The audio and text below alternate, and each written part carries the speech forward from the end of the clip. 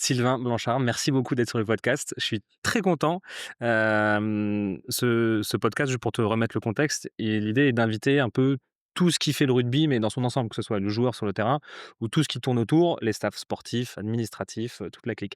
Et il se trouve que dans ce podcast, j'avais jamais eu de médecin, un médecin de club top 14, donc je suis vraiment heureux de présenter ce poste parce que c'est un poste, on le verra après, je pense que tu le détailleras, où tu es toujours un peu entre les 2. C'est vraiment pas un médecin classique, tu es entre la santé et en même temps, la performance, tu la limite de qu'est-ce qui est bon pour le corps de l'athlète et qu'est-ce qui est bon pour le club aussi, qui a besoin de ses joueurs. Enfin, tout ça, c'est des sujets un peu complexes et surtout, tu es une référence dans quelques domaines, qu'on va un peu approfondir. Mais avant tout ça, est-ce que je peux te demander de te présenter, s'il te plaît? Bah, déjà, avant tout, c'est moi qui suis honoré, de pouvoir participer à ce podcast dont j'ai entendu le plus grand bien et dont je me suis récemment un petit peu, nourri et intéressé. C'est vrai que c'est Merci. super, vous abordez plein de sujets, sans langue de bois et je trouve que c'est hyper intéressant d'avoir des gens qui sont pas tout le temps dans un éclairage polémique, mais dans une démarche constructive comme c'est la tienne. Donc, bah, merci, c'est moi qui suis, Merci. heureux d'y Je t'en prie. participer. Donc, bah, présentation, Sylvain Blanchard, j'ai 47 ans. Donc, je suis, médecin du sport, de formation. Comme mon accent le traduit, je suis pas un titi parisien, mais je suis originaire de la région bordelaise. OK. Voilà, alors, mon parcours dans les grandes lignes, c'est que j'ai été formé à la clinique du sport de Bordeaux-Bérignac. OK. Très rapidement, j'ai sympathisé avec quelqu'un qui est devenu mon mentor et mon ami qui s'appelle Christophe Baudot, qui en 2006, m'a amené dans ses valises, à l'Olympique de Marseille lorsqu'il a été nommé directeur de l'Olympique de Marseille. Donc j'ai grandi et je me suis construit, dans le Dans le football, foot, ça, c'est ouais, marrant ça. à l'OM pendant 7 ans. J'ai eu la chance de connaître, une période où le football était pas aussi polarisé avec un PSG aussi dominant qu'aujourd'hui et on a gagné, quelques titres, coupe de la Ligue et un titre de champion de France avec l'OM. Donc ça, c'était une expérience extraordinaire dans une ville et un peuple qui vit que pour le rugby. Attends, l'OM de cette Ouais. période-là, c'est C'est Didier Deschamps, oui, oui, bien sûr, le oui, oui. titre de Oui, 2010, 2010, 3 coupes de Las la Ligue. Diarra et compagnie, c'est Ouais, ça? Oui, c'est exactement, toute la clique là. ouais, Incroyable. Ah oui, ouais. tu as vécu vraiment la Donc belle époque de ouais, l'OM. c'était chouette, Un ouais. peu plus complexe là en ce moment. Ouais, oui, mais bon, ça reste un grand club. Après, c'est sûr que le modèle du PSG fait qu'ils sont hyper, Ouais. dominants et dominateurs, mais c'était une belle expérience. Hem, on va revenir justement sur tout ce parcours. Juste pour te dire un peu les grandes trames de cet Mmh. épisode, avant qu'on retourne là dans cette période, foot, puis Racing, puis refoot un an, il me semble, Ouais, 2 fois. à la SM, à Monaco. J'aimerais aussi qu'on discute avec toi de ce que c'est d'être un médecin de club au Ouais. jour le jour, dans ce côté vraiment pratico-pratique. Qu'on évoque aussi ce côté. Peut-être qu'on va commencer par le pôle pieds-chaussures là, qui est intéressant avec Français et cetera, où Mmh. il y a pas mal d'actualités. Hyper intéressant parce que vous êtes vraiment novateur dans le sujet et qu'on aille chercher un peu cette histoire des commotions. Ouais. Où là, vraiment, là, j'ai besoin de toi parce que je pense que beaucoup de gens qui nous écoutent, c'est encore un espèce de flou total. Mmh. La petite commotion, la grosse, le Ouais. protocole de rééduc, le carton bleu, tout ça, Mmh. c'est encore un espèce de on est meilleur entre les scientifiques, on a un peu plus cadré ça, je pense, mais pour les joueurs, je pense vraiment que c'est encore, en tout cas, je parle en amateur, tu vois? Ouais, Fédéral, voilà, national, c'est en dessous. exactement ça. Il y a une certaine hétérogénéité entre le milieu pro et le milieu amateur, même si, pour travailler avec eux régulièrement aussi, la fédé fait un gros boulot là-dedans et très clairement, il faut aussi reconnaître qu'on est un des pays au monde, je pense, qui est, le plus en avance et le plus proactif dans ces domaines-là, mais bien sûr qu'il y a encore pas mal de boulot à faire en échangeant. En fait, avec des mecs qui ont pas de médecin juste à côté d'eux. C'est Ouais, ouais. aussi ce Il qui faut rend la identifier tâche. des ressources, faut former les médecins de ville et les médecins qui suivent ces clubs qui ont moins de moyens à ce que Bien c'est la sûr, commotion, à expliquer, les enjeux court, moyen, long bien terme. sûr. Et je Ouais, et je pense qu'à plus bas niveau, du coup, ce qu'il faut former aussi, c'est les joueurs, ouais, qui, je ouais. pense, se rendent pas Bah, de toute compte façon, de ce c'est que de c'est. l'éducation, de l'information Ouais, d'abord, ouais. puis de l'éducation, ouais. Ah, j'ai un peu mal au crâne, mais là, on joue quand Ouais, même le derby la semaine prochaine, donc c'est pas grave. Ouais et ça a vachement progressé quand même, c'est ouais. vrai, c'est vrai. Revenons un peu sur ton parcours. Du coup, OM, Ouais, tu me disais 7-8 ans, c'est ça? ouais, 7 ans, ouais, Puis jusqu'en 2016. puis Racing, pourquoi tu switches du Bah, parce que, voilà, belle expérience à l'Olympique de Marseille, donc on bossait en binôme, moi j'étais le médecin adjoint chez les pros.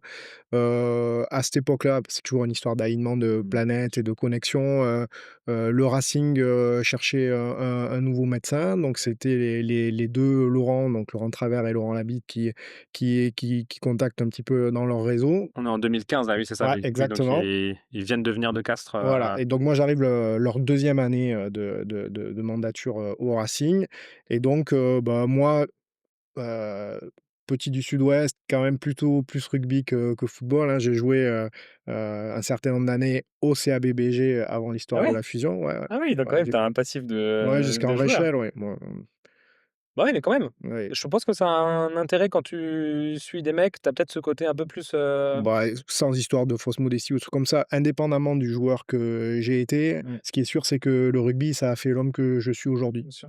Et tout ce qu'on partage sur un terrain de rugby, j'ai encore dit il y a pas longtemps, quand une réunion de staff, j'ai dit: «Écoutez les gars, si vous avez oublié pourquoi on aime ce sport, revenez voir, les gamins des écoles de rugby». Moi, j'ai mon petit garçon là Mmh, qui a 10 ans qui joue ici, voilà, on se souvient pourquoi on aime ce jeu et tout ce que ça véhicule, quoi. ouais. Mais en plus, je pense que ça te rend meilleur dans ta prise en charge aussi, Ouais, bien sûr.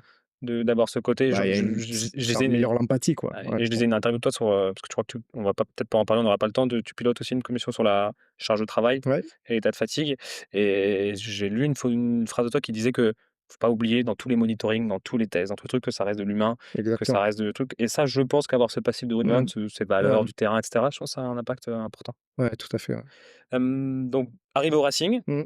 pas trop dur, c'est switch du foot au rugby, même un Non, non. changement de mentalité ou de choses comme ça ou de manière de Non, parce que je travailler? retrouvais un petit peu ma famille et l'esprit dans lequel j'avais grandi, quoi, comme je l'ai dit un petit peu avant, donc non, ça s'est fait super naturellement.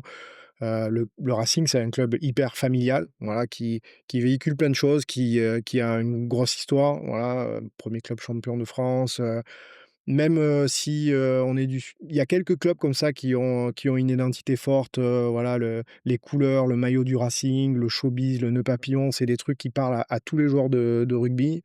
Et c'est sûr qu'on a envie de faire partie d'une aventure comme ça. Et donc, c'est un club qui est très particulier actuellement parce que c'est un club qui est très incarné par, Jackie Lorenzetti et sa famille, qui a vraiment, une démarche de bâtisseur et on le voit ici dans les infrastructures, dans la façon dont l'aréna est venue, agréger pas mal de choses. On en parlera peut-être après parce que ça a été un catalyseur de plein de projets.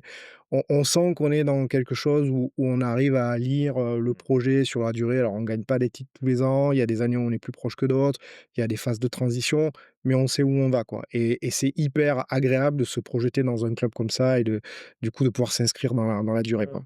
C'est marrant et ça, tu vois, je pense que, en ce moment, peut-être pas mal de gens l'oublient. Ouais. Ils ont peut-être une image en ce moment du Racing qui est pas celle que tu décris, que nous on ressent parce qu'on a passé là 2 jours, avec vous, qu'on ressent vraiment très fortement. Mais, ouais, qui ces dernières années, c'est vrai, c'est un peu, je sais pas, dans l'esprit des gens, dans la vision des gens, c'est peut-être un petit peu diminué.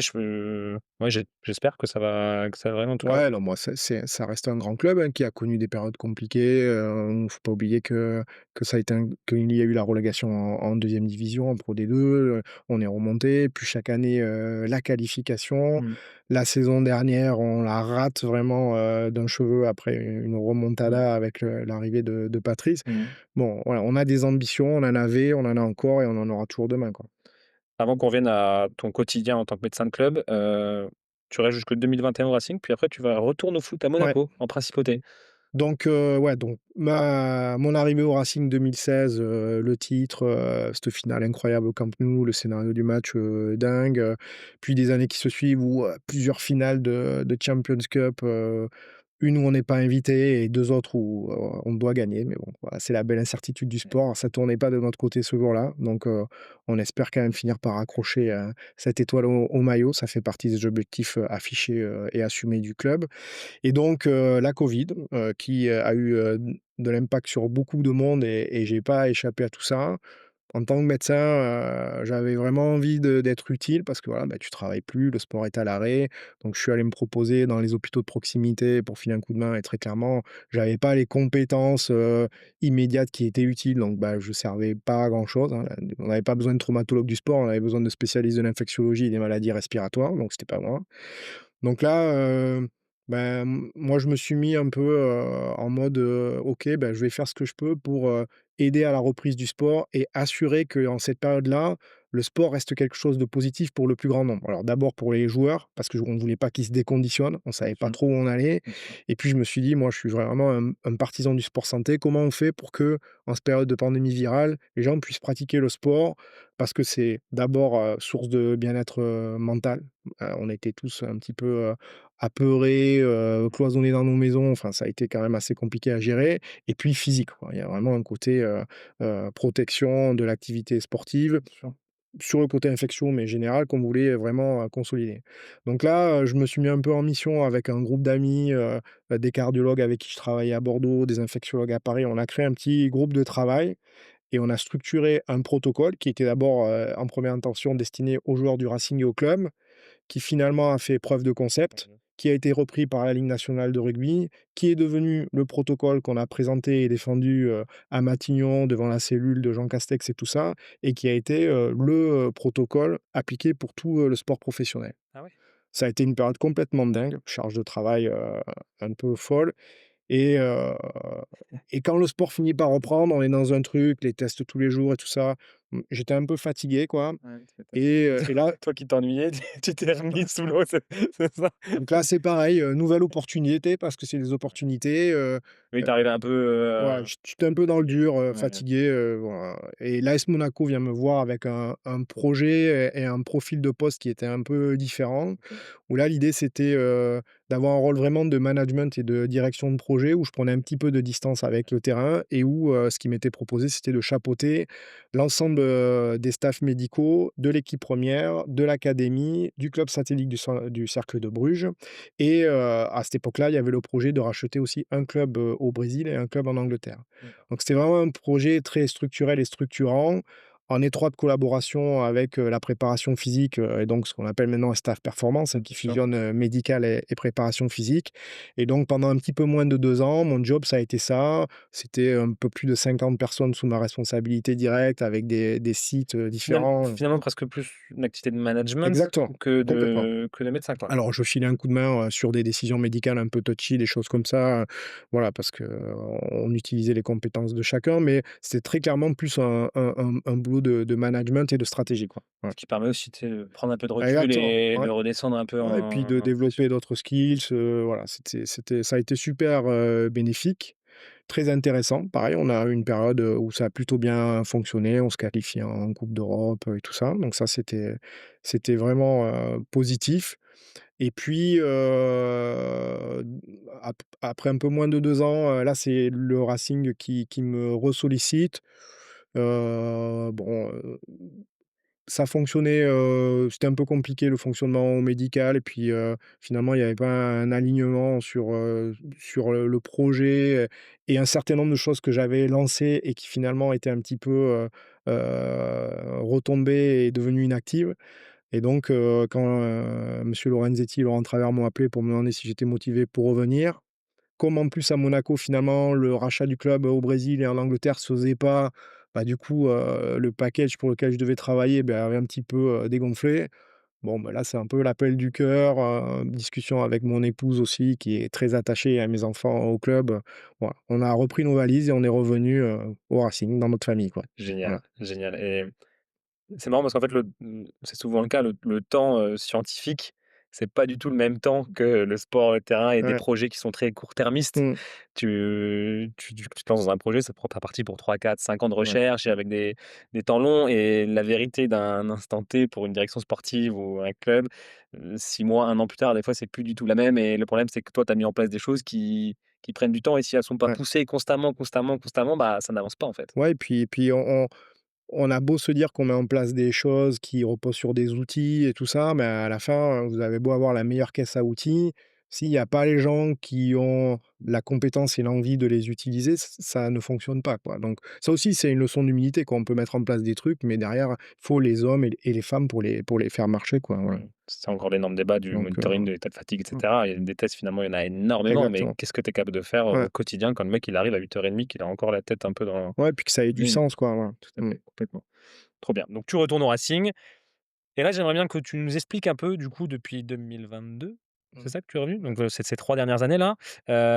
C'est à ce moment-là que, j'ai plus son prénom, ton collègue, t'a rejoint ton Romain. Romain, voilà, excuse-moi. Ouais, T'a rejoint? alors il y avait, en fait, 2 médecins à temps plein au Racing. OK. C'est, une chance et un privilège que l'on a depuis, je pense, 2019 si je dis pas de bêtises. Ah OK, oui, d'accord, c'est plus vieux. Donc c'est plus vieux, c'est un truc qu'on avait réussi à mettre en place, et qui se justifiait, parce que, la partie recherche et développement Ouais, prenait de c'est plus là que en je voulais plus en venir. Mmh. d'importance et à un moment donné, tu peux pas tout faire seul, Mmh. quoi.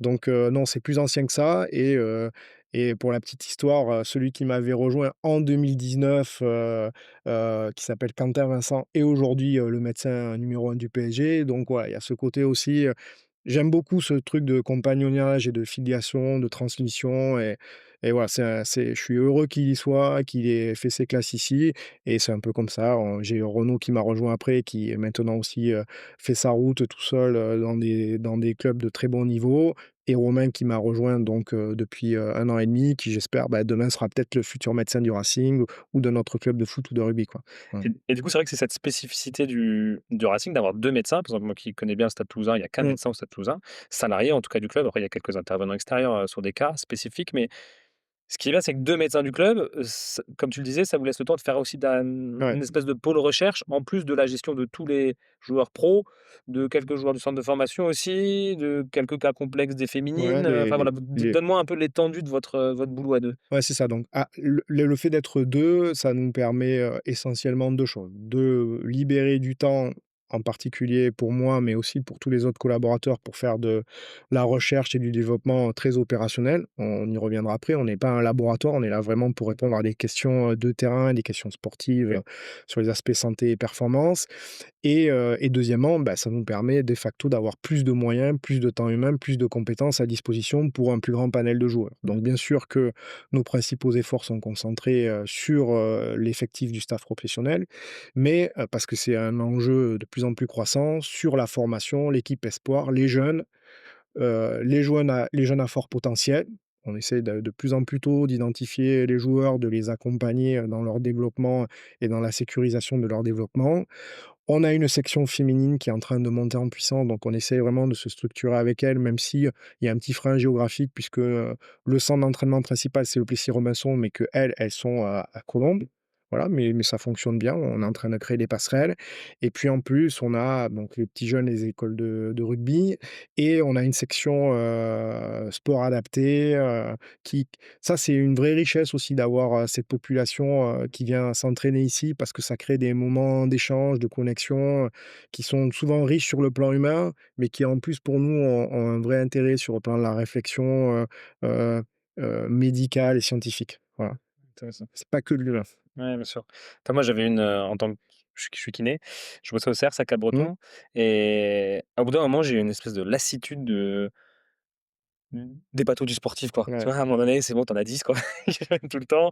En plus, tu as ce côté, dramatique où bien sûr que c'est un drame pour eux et c'est très embêtant de ne pas pouvoir jouer pendant 2 mois, mais c'est excuse-moi l'expression, du pipi de chat par rapport à des vraies ouais, pathologies très complexes de gens qui sont vraiment en galère et qui ont besoin de donc c'est vrai que ça permet aussi peut-être de remettre en perspective, ouais, complètement. OK, c'est pas si grave. Regarde, il y a des Ouais. handicaps, il y a des choses un peu plus dramatiques. Ouais, ça c'est sûr, d'avoir déjà cette possibilité de toucher à des gens qui ont des contextes différents, des enjeux différents, voilà. Alors c'est sûr qu'un petit bobo pour un sportif professionnel, ça prend une importance, hyper considérable dans sa vie, dans son projet de carrière, dans sa vie personnelle, alors que, bah, pour, du kidam, bah, c'est l'impact sur sa vie professionnelle. C'est très différent, il faut être capable de faire la différence entre tous ces contextes-là et de s'y adapter, et ce qui est intéressant, c'est justement de pouvoir, décliner tout ce qui est fait. On a tendance à dire que l'équipe pro, c'est le joyau sur la couronne. Bon, moi, j'aime pas trop cette image un petit peu, élitiste. Moi, je préfère, dire que c'est vraiment un écosystème hyper, contrôlé et performant, qui nous permet de développer des choses dont on peut décliner, faire ruisseler sur, d'autres écosystèmes un petit peu moins structurés. Donc on a des trucs très contrôlés chez les pros, on adapte ça aux espoirs, aux centres de formation, puis à la population en général, à nos clubs partenaires, au rugby adapté, aux féminines. C'est vraiment comme ça, Mmh, qu'on fonctionne, quoi. génial. Raconte-moi une journée type au Racing, par exemple la journée d'hier, toi qui as une grosse journée Ouais. à 3 entraînements, les réunions, la façon que tu vois les joueurs, la façon dont tu les réorientes, ta journée type. Ouais, bon, nous, le bâtiment et le centre d'entraînement, il a été très bien pensé, très bien construit. En fait, il y a un cheminement, naturel du joueur. qui fait que sa journée, elle s'écrit au fur et à mesure de son cheminement, quoi. Je te coupe, on a fait une journée en immersion hier qui sortira avec une vraie vidéo en immersion sur YouTube. Je vous conseille vraiment d'aller la voir parce que vous vous rendez pas compte à quel point ce cheminement, Ouais. c'est pas juste une métaphore, quoi, Bon, ben donc comme vous pourrez le voir, donc effectivement, on arrive à peu près vers 7:30, le matin. On a une grosse demi-heure de disponibilité, pour les joueurs lorsqu'ils arrivent dans le centre d'entraînement pour checker, les petits bobos. Il y a certains joueurs qu'on avait identifiés la veille ou l'avant-veille comme étant des joueurs à checker comme on dit, parce que potentiellement une pathologie ou nécessité d'adapter tout ou partie de l'entraînement, donc on les vérifie. Par exemple, là, après le match amical de Brive ou le Super Voilà. Sevens, tu as checké une dizaine de Voilà, joueurs il y a un petit à bobo au mollet, il y a un ischio, il y a une douleur lombaire ou il y a une contusion. OK, bon, ben, comment tu es? On les a vus la veille, on les revoit le matin et ça nous permet de faire les adaptations, da de mettre à jour, notre effectif et qui peut le statut. Est-ce que tu peux t'entraîner normalement? Est-ce que tu dois être adapté? Si oui, est-ce que c'est sur le contact? Est-ce que c'est sur la vitesse? Est-ce que c'est sur le volume? Voilà, sur quelle partie de l'entraînement tu dois être adapté? Et est-ce que tu dois être sorti complètement dans l'entraînement et auquel cas, avec qui tu travailles, les prépas, les kinés, sur quel type de ouais, travail et ainsi de suite. Donc une fois qu'on a revu, les joueurs et qui sont aussi passés par le filtre, du questionnaire de l'état de forme, où donc on a un préparateur physique, notre sport scientist qui fait un petit questionnaire sur la qualité du sommeil, sur, les douleurs, les courbatures, le niveau d'énergie, mais aussi des marqueurs, liés à l'état psychologique. Le stress, l'humeur, le niveau d'anxiété, parce que ça, c'est des choses, on y reviendra, qui sont hyper importants sur la santé mentale, mais neurologique aussi. de façon quotidienne, ça. Tous les jours, tous les jours. Donc il y a la possibilité de, hop, s'il est pas passé par la case médecin, mais qu'il y a un truc qui est sorti en Hop, warning, un hop, petit drapeau tu rouge. fais 3 pas en arrière et tu reviens voir le médical. Donc on collecte toutes ces informations, on les consolide et avec mon petit panier d'informations, je monte, dans la salle de réunion où tous les matins, on a avec l'ensemble du staff, sportif, les coachs, les analystes, vidéo, le team manager, notre réunion qui, permet d'ajuster la planification de la journée, qu'on a déjà travaillé la veille, quoi. C'est-à-dire que là, on est que sur une phase d'ajustement, quoi.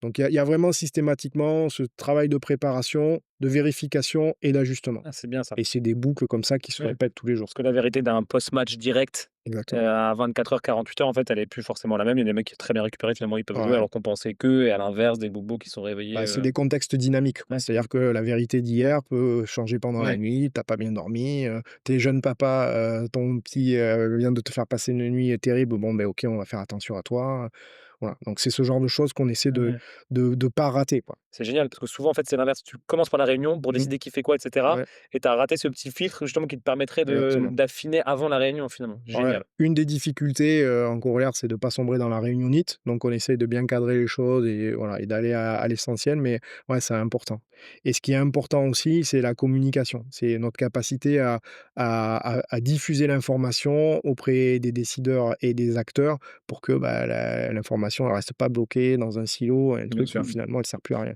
Donc 16:30, 8:00, arrivée des joueurs, petit filtre. 8:00, Réunion de 8:30, staff. réunion, Ouais, du coup, là, avec le staff technique, genre ouais, avec Patrice, ouais, avec, ouais. OK, décision. Après, réunion staff médical ou? Non, non, non, parce que, le staff médical, en fait, ça se fait, comme c'est un écosystème, voilà, il y a le bureau du médecin, le bureau des kinés juste en face, tout ça, ça se fait, en synergie Dans et ce 7:30, 8:00 voilà, finalement. voilà et la restitution au staff médical, les prises de décision et les orientations, elle se fait post, réunion collective puisque dans la décision, entre guillemets, de l'activité, il y a aussi une contingence sportive. On est là pour, s'entraîner, pour jouer des matchs de rugby, donc en fonction de l'avis du médecin, du préparateur physique et des besoins du coach pour l'entraînement, c'est là que finalement le tri final se fait et là, on redescend les infos, aux acteurs. C'est là qu'arrive le jeu compliqué. Les zones blanches, les zones noires, c'est très facile. La zone grise où c'est un petit peu entre les 2, mais il y a un gros entraînement, mais il y a une grosse compétition, mais et c'est là où le sportif vient se mêler au médical. Ouais. La prise de décision, elle se fait du coup quoi? Avec le responsable médical, c'est-à-dire toi, le responsable de l'équipe, c'est-à-dire Patrice et quelqu'un d'autre, responsable de Ouais, la ouais, performance? Paul Street-John que vous avez rencontré Mmh. hier, qui est effectivement le directeur de la préparation physique. C'est vous 3 qui, Oui, avec les coachs. Après Très clairement, s'il y a une contre-indication médicale et ça, on a la chance d'être dans un club où on n'a pas de pression par Mmh. rapport à ça. Il faut que la décision elle soit bien évidemment motivée, mais il y a pas de personne ne remettra en question ça. Ouais. Et ensuite, à partir du moment où on est dans une zo moi, je préfère parler d'orange que de fruits, je sais pas pourquoi, mais dans une zone où on nécessite des Ouais, adaptations, les adaptations, elles sont corrélées aux besoins. ouais, Coach aujourd'hui, si c'est un entraînement où il y a pas de contact, si, c'est un entraînement où vous êtes sur des niveaux de vitesse qui sont pas élevés ou au contraire il y a peu de volume, en fonction de la pathologie du joueur ou du petit bobo du joueur, est-ce qu'il peut le faire? Oui, seulement à moitié, il fait qu'une séquence sur 2, c'est ce genre de choses.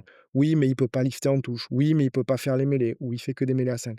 Donc on a besoin en fait du contenu, du contexte sportif et technique pour pouvoir ajuster notre, prise en charge, notre diagnostic médical et athlétique, quoi. ouais. Donc, c'est vraiment une synergie qui fait qu'on a besoin de pouvoir communiquer, de parler le même langage et de partager des outils. C'est Complètement, indispensable. complètement. Alors Voilà. là, le nombre de staff que j'ai vu dans des Mmh. clubs pro ou pas pro d'ailleurs, où si la communication est pas bonne, ça commence à exactement comme une équipe finalement sur le terrain, hein. S'il y a pas un cadre précis, une communication claire, ça peut vite partir en cacahuète ou Exactement. le prépa physique, il a envie de d'aller sur le terrain parce qu'il pense qu'il est prêt, le kiné, il est plutôt là en mode: «Non, non, non, pas encore», l'entraîneur, il le veut absolument. Tu arrives souvent à des trucs où si c'est pas carré, ça laisse la place à pas mal de confusion. Et c'est là aussi que c'est une chance d'avoir, des gens à temps plein, quoi, d'avoir Mmh. des moyens Mmh. humains, voilà.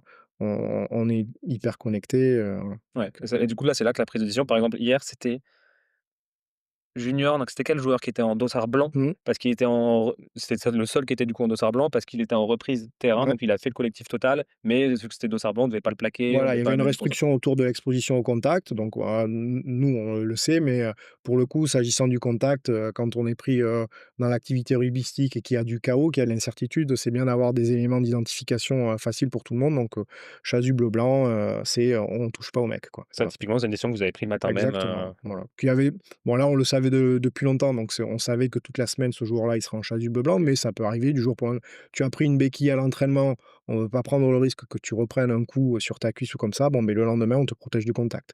Ce qui empêche pas que tu pourras jouer le week-end. super. Voilà. Donc vous avez fait tout ça, toutes les décisions sont prises, Ouais, les mecs commencent à s'entraîner finalement ouais. après.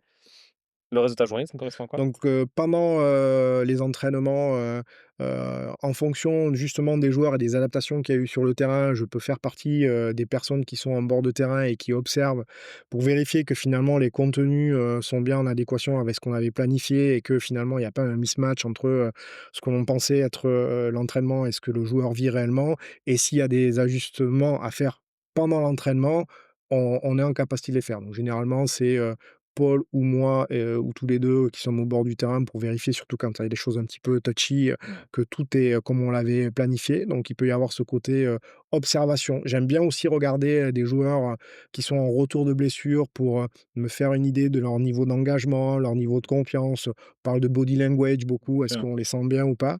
Donc ça fait il y a cette phase Oui. La d'observation différence qui entre un mec qui dit: «Oui, je suis prêt» et ce que le corps dit sur le terrain. exactement, voilà. Et on fait beaucoup ce ping-pong entre, des choses qui sont observées, des choses qui sont rapportées et des choses, objectives qui viennent des différents capteurs que les joueurs portent.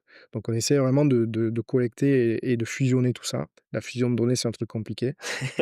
Du coup là, c'est vraiment de l'observation Voilà, donc ça peut faire partie. Sinon, je suis aussi avec, les kinés, les préparateurs physiques pour faire des ajustements dans la planification des joueurs qui sont en phase de réathlétisation. Donc comment on programme, les différentes étapes, voilà.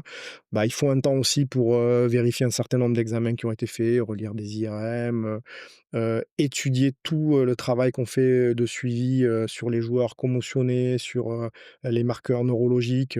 Là, en début de saison en particulier, on fait, des baselines, les batteries de test. des batteries de tests assez importantes, étoffées et à un moment donné, il faut, s'assurer que la récolte des données a été bien faite, enlever les données aberrantes, faire un petit peu de tri, échanger avec les référents qu'on peut avoir. Donc il y a un travail de traitement et d'analyse de ces baselines qui est hyper important et qui est chronophage. Donc ça peut être du temps dédié à ça et notamment parce qu'on est 2 médecins, je peux aussi avoir un temps consacré à un projet, de recherche qui est un petit peu, moins dans l'immédiateté de ce qui se passe sur le terrain à ce moment-là, mais qui est là, par exemple, on est en train de réfléchir justement à notre prochain projet de thèse, sur l'intelligence artificielle. Donc on a déjà eu un projet qui vient de se terminer là, 3 années, avec des choses intéressantes qui sont ressorties. Donc là, next step, on repart pour 3 ans.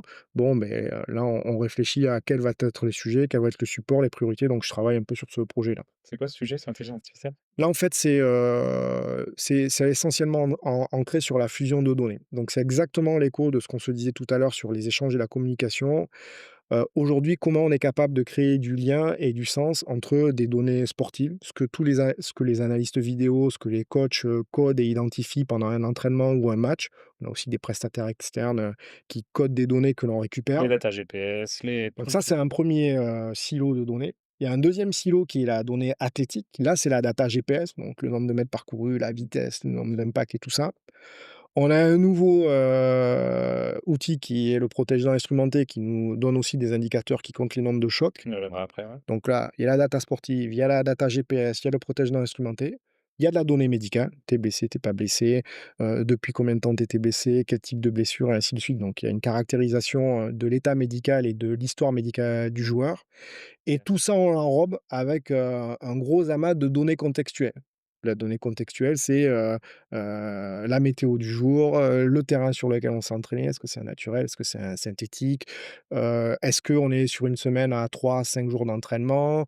On ce jour d'entraînement, il est à combien de jours du dernier match que l'on a joué? Donc, c'est tout ce qui Le est RPE du jour aussi, le RPE, c'est plus de la donnée, d'entraînement que je vais mettre avec les mmh, GPS. C'est des données de charge de travail. OK. Donc il y a plein, plein de données qui sont un peu dans des silos qui étaient pas perméables les uns aux autres. Donc l'idée, c'est comment on arrive à connecter ces données? Parce que je vais vous donner un exemple, un match que l'on a perdu, mais pour lequel on aurait eu nos données GPS les plus élevées. On dit: «Ah là là, on a fait, notre distance totale la plus élevée, on a fait notre, plus grande distance à haute intensité, on a fait beaucoup de sprints». Donc ça veut dire que, athlétiquement, on a été très bon, mais on a été dépassé peut-être rugbystiquement. Mais en réalité, ça, c'est une façon de lire les données qui, si vous les corrélez pas aux données sportives, peut être complètement fausse. Parce que inversement, ce match où on a sorti des données athlétiques hyper élevées, peut-être qu'elles montrent nos limites. Peut-être qu'elles montrent notre plafond de verre et que si on avait été capable de faire un petit peu plus, on aurait peut-être pu gagner le match. Donc ces données GPS, si elles ne sont pas contextualisées par l'histoire Ah, sportive du match, on peut leur faire dire une chose et son contraire. complètement et alors là, Donc voilà, le projet de thèse, c'est ça. ça c'est un débat qui est extraordinaire parce Mmh. que tout le monde est forcément un petit peu biaisé Mmh. et a envie de lire dans la data, ce qu'il a envie aussi d'y trouver. Forcément, c'est vrai que l'intelligence artificielle, ouais, pourrait amener un peu de Et alors, moi, j'ai coutume de dire, parce que l'intelligence artificielle, ça ouais, fait fantasmer beaucoup de monde, ça en effraie certains, ça en enthousiasme un peu trop d'autres. À date, pour nous, l'intelligence artificielle, les outils informatiques, c'est surtout, du temps machine qui nous permet de gagner du temps humain. D'abord, c'est ça. C'est-à-dire comment, une architecture informatique de data bien pensée, des outils qui fonctionnent bien, permettent à des gens qui ont de l'intelligence humaine d'avoir plus de temps pour discuter entre eux, pour échanger, pour construire des choses. toutes les tâches Voilà, répétées sans valeur, l'idée c'est de les déléguer à donc la déjà, machine. c'est ça. Et après, s'il peut y avoir des choses qui font de la prédiction, parce qu'on travaille un peu sur ça, c'est un autre niveau, d'utilisation de l'IA. OK, ça marche. On revient à ta journée avant de passer au pôle pieds-chaussures. Il y a encore d'autres points, dans la journée, Donc voilà, sur donc l'entraînement se termine, c'est mmh, là que tu récupères, les RPE, donc c'est la façon dont les joueurs ont vécu mmh, l'entraînement, hein, ça c'est plutôt subjectif. On récupère toutes les datas GPS, un certain nombre d'éléments codés par les analystes vidéo, donc ouais, toutes ces données qui sont analysées, qui sont regroupées, que l'on discute, collectivement pour débriefer notre séance d'entraînement et donc c'est là que l'on compare ce qui était prévu et planifié à ce qui a été réalisé. ouais, Est-ce qu'on est aligné? Est-ce qu'on n'est pas aligné? Sur quels paramètres? Pourquoi on n'est pas aligné? Est-ce que ça a un problème? Est-ce que ça nécessite que l'on change ce que l'on avait déjà un peu anticipé pour la journée du lendemain ou le truc à venir? OK, Donc restitution de la séance d'entraînement, les bobos, la charge de travail, et ainsi de OK. suite. Est-ce qu'il y a des mecs qui ont besoin de faire des compléments individualisés ou pas? Ou au contraire, est-ce qu'il y a des mecs qui sont un peu en surchauffe qu'il faudra protéger le lendemain? Et ainsi de suite. Bien sûr, bah, là, je remets ma blouse de médecin, et je vais examiner tous les petits Une bobos et consultation ainsi de quoi, suite, moi, de la consultation, de la mésothérapie, des traitements médicaux et ainsi de suite. Et puis, Du diagnostic aussi. oui, oui, ça en fait partie, ouais. Mmh. Et puis après, l'après-midi, bah, ça peut être, s'il y a de nouveau des séances d'entraînement, bah, c'est ce cycle de Commence travail encore. qui recommence exactement, ou bien du temps, consacré, à des projets de recherche, et ainsi de OK, suite, ouais. très clair. Vous avez des hôpitaux pas loin vers lesquels vous pouvez rediriger pour des examens, très rapides? Alors oui, on a déjà la chance d'avoir ici un plateau technique assez performant pour faire, des prises en charge, immédiates, tout ce qui est urgence, mais aussi tout ce qui touche à la traumatologie du sport. On fait de l'écho, on fait, des injections de facteurs plaquettaires, enfin, on fait pas mal de choses. Bon, je pense qu'il y a beaucoup de clubs qui sont structurés, à l'identique, surtout dans le sport de haut niveau et professionnel. On a un partenariat avec un hôpital de proximité, là, qui est à 5 minutes, qui est l'hôpital privé d'Antony, qui nous dépanne sur tout ce qui est, urgence, imagerie. Ça, on a la chance d'avoir, un accès très facilité, aux IRM, à toute l'imagerie de coupe, à l'échographie avec des gens, voilà, faut avoir de l'humilité. Nous, on fait de l'écho ici, mais on n'est pas des radiologues, donc dès qu'il y a des trucs un peu touchy, on s'appuie sur des experts, notamment pour faire des gestes un petit peu précis, sous échographie Sur ou sous contrôle, radiographique ou scanographique. Donc ça, c'est l'hôpital privé, d'Antony et qui nous, accompagne aussi beaucoup sur tout ce qui est, médecine, générale et médecine spécialisée. C'est-à-dire qu'on a de fait, en tant que médecin de club, un gros boulot au quotidien de mmh. médecine générale et d'accompagnement, les petits rhumes, la bobologie, j'ai un bouchon dans l'oreille, voilà, j'ai la gastro. Donc ça, c'est notre quotidien. Mais, quand il s'agit de problèmes plus spécialisés, dermato, ophtalmo, pneumo et ainsi de suite, là, on a besoin d'avoir des structures de référence. Bien sûr. Donc ça, c'est Mmh. l'hôpital privé d'Antony et après sur des pôles, très spécifiques, alors j'ai parlé d'ophtalmologie, mais je pourrais aussi parler de neurologie. Là, on a d'autres structures et on a notamment un gros partenariat avec, la Fondation Rothschild de Paris sur tout ce qui est, tête et cou. Donc, le cerveau, l'ORL et l'ophtalmo. Donc là, on fonctionne, énormément avec eux, on a beaucoup d'interactions, c'est eux qui viennent faire les baselines. On a un service de téléconsultation sécurisé Génial, si besoin, donc, ouais. magnifique, quel luxe. Ouais, mais ça se construit aussi. C'est-à-dire que c'est identifier les acteurs, c'est arriver à les embarquer parce que c'est des gens qui ont pas forcément la connaissance et de l'appétence pour le Mmh. sport de haut niveau. Complètement. Donc là, c'est en échangeant avec eux qu'on identifie les convergences et on arrive à se stimuler réciproquement, quoi. Ouais, bien sûr et eux, ils ont sûrement des projets de recherche, Exactement. auxquels vous pouvez un On a peu beaucoup de projets de recherche comme ça qui sortent du microcosme du club parce que de toute façon, à notre échelle, on ne peut pas faire des choses très ouais, ambitieuses et puis on a besoin de moyens, quoi. ouais, bien sûr. Mmh. Sûr. Des choses même qui dépassent le rugby finalement, des avancées scientifiques. Génial.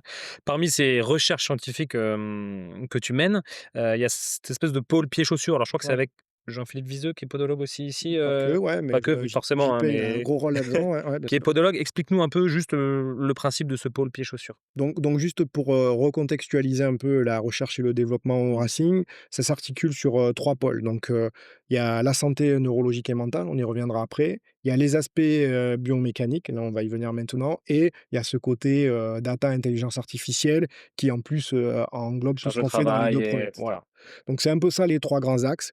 Historiquement, le premier pôle de recherche, ça a été la biomécanique et cette histoire de interaction entre le chaussage et les surfaces de jeu.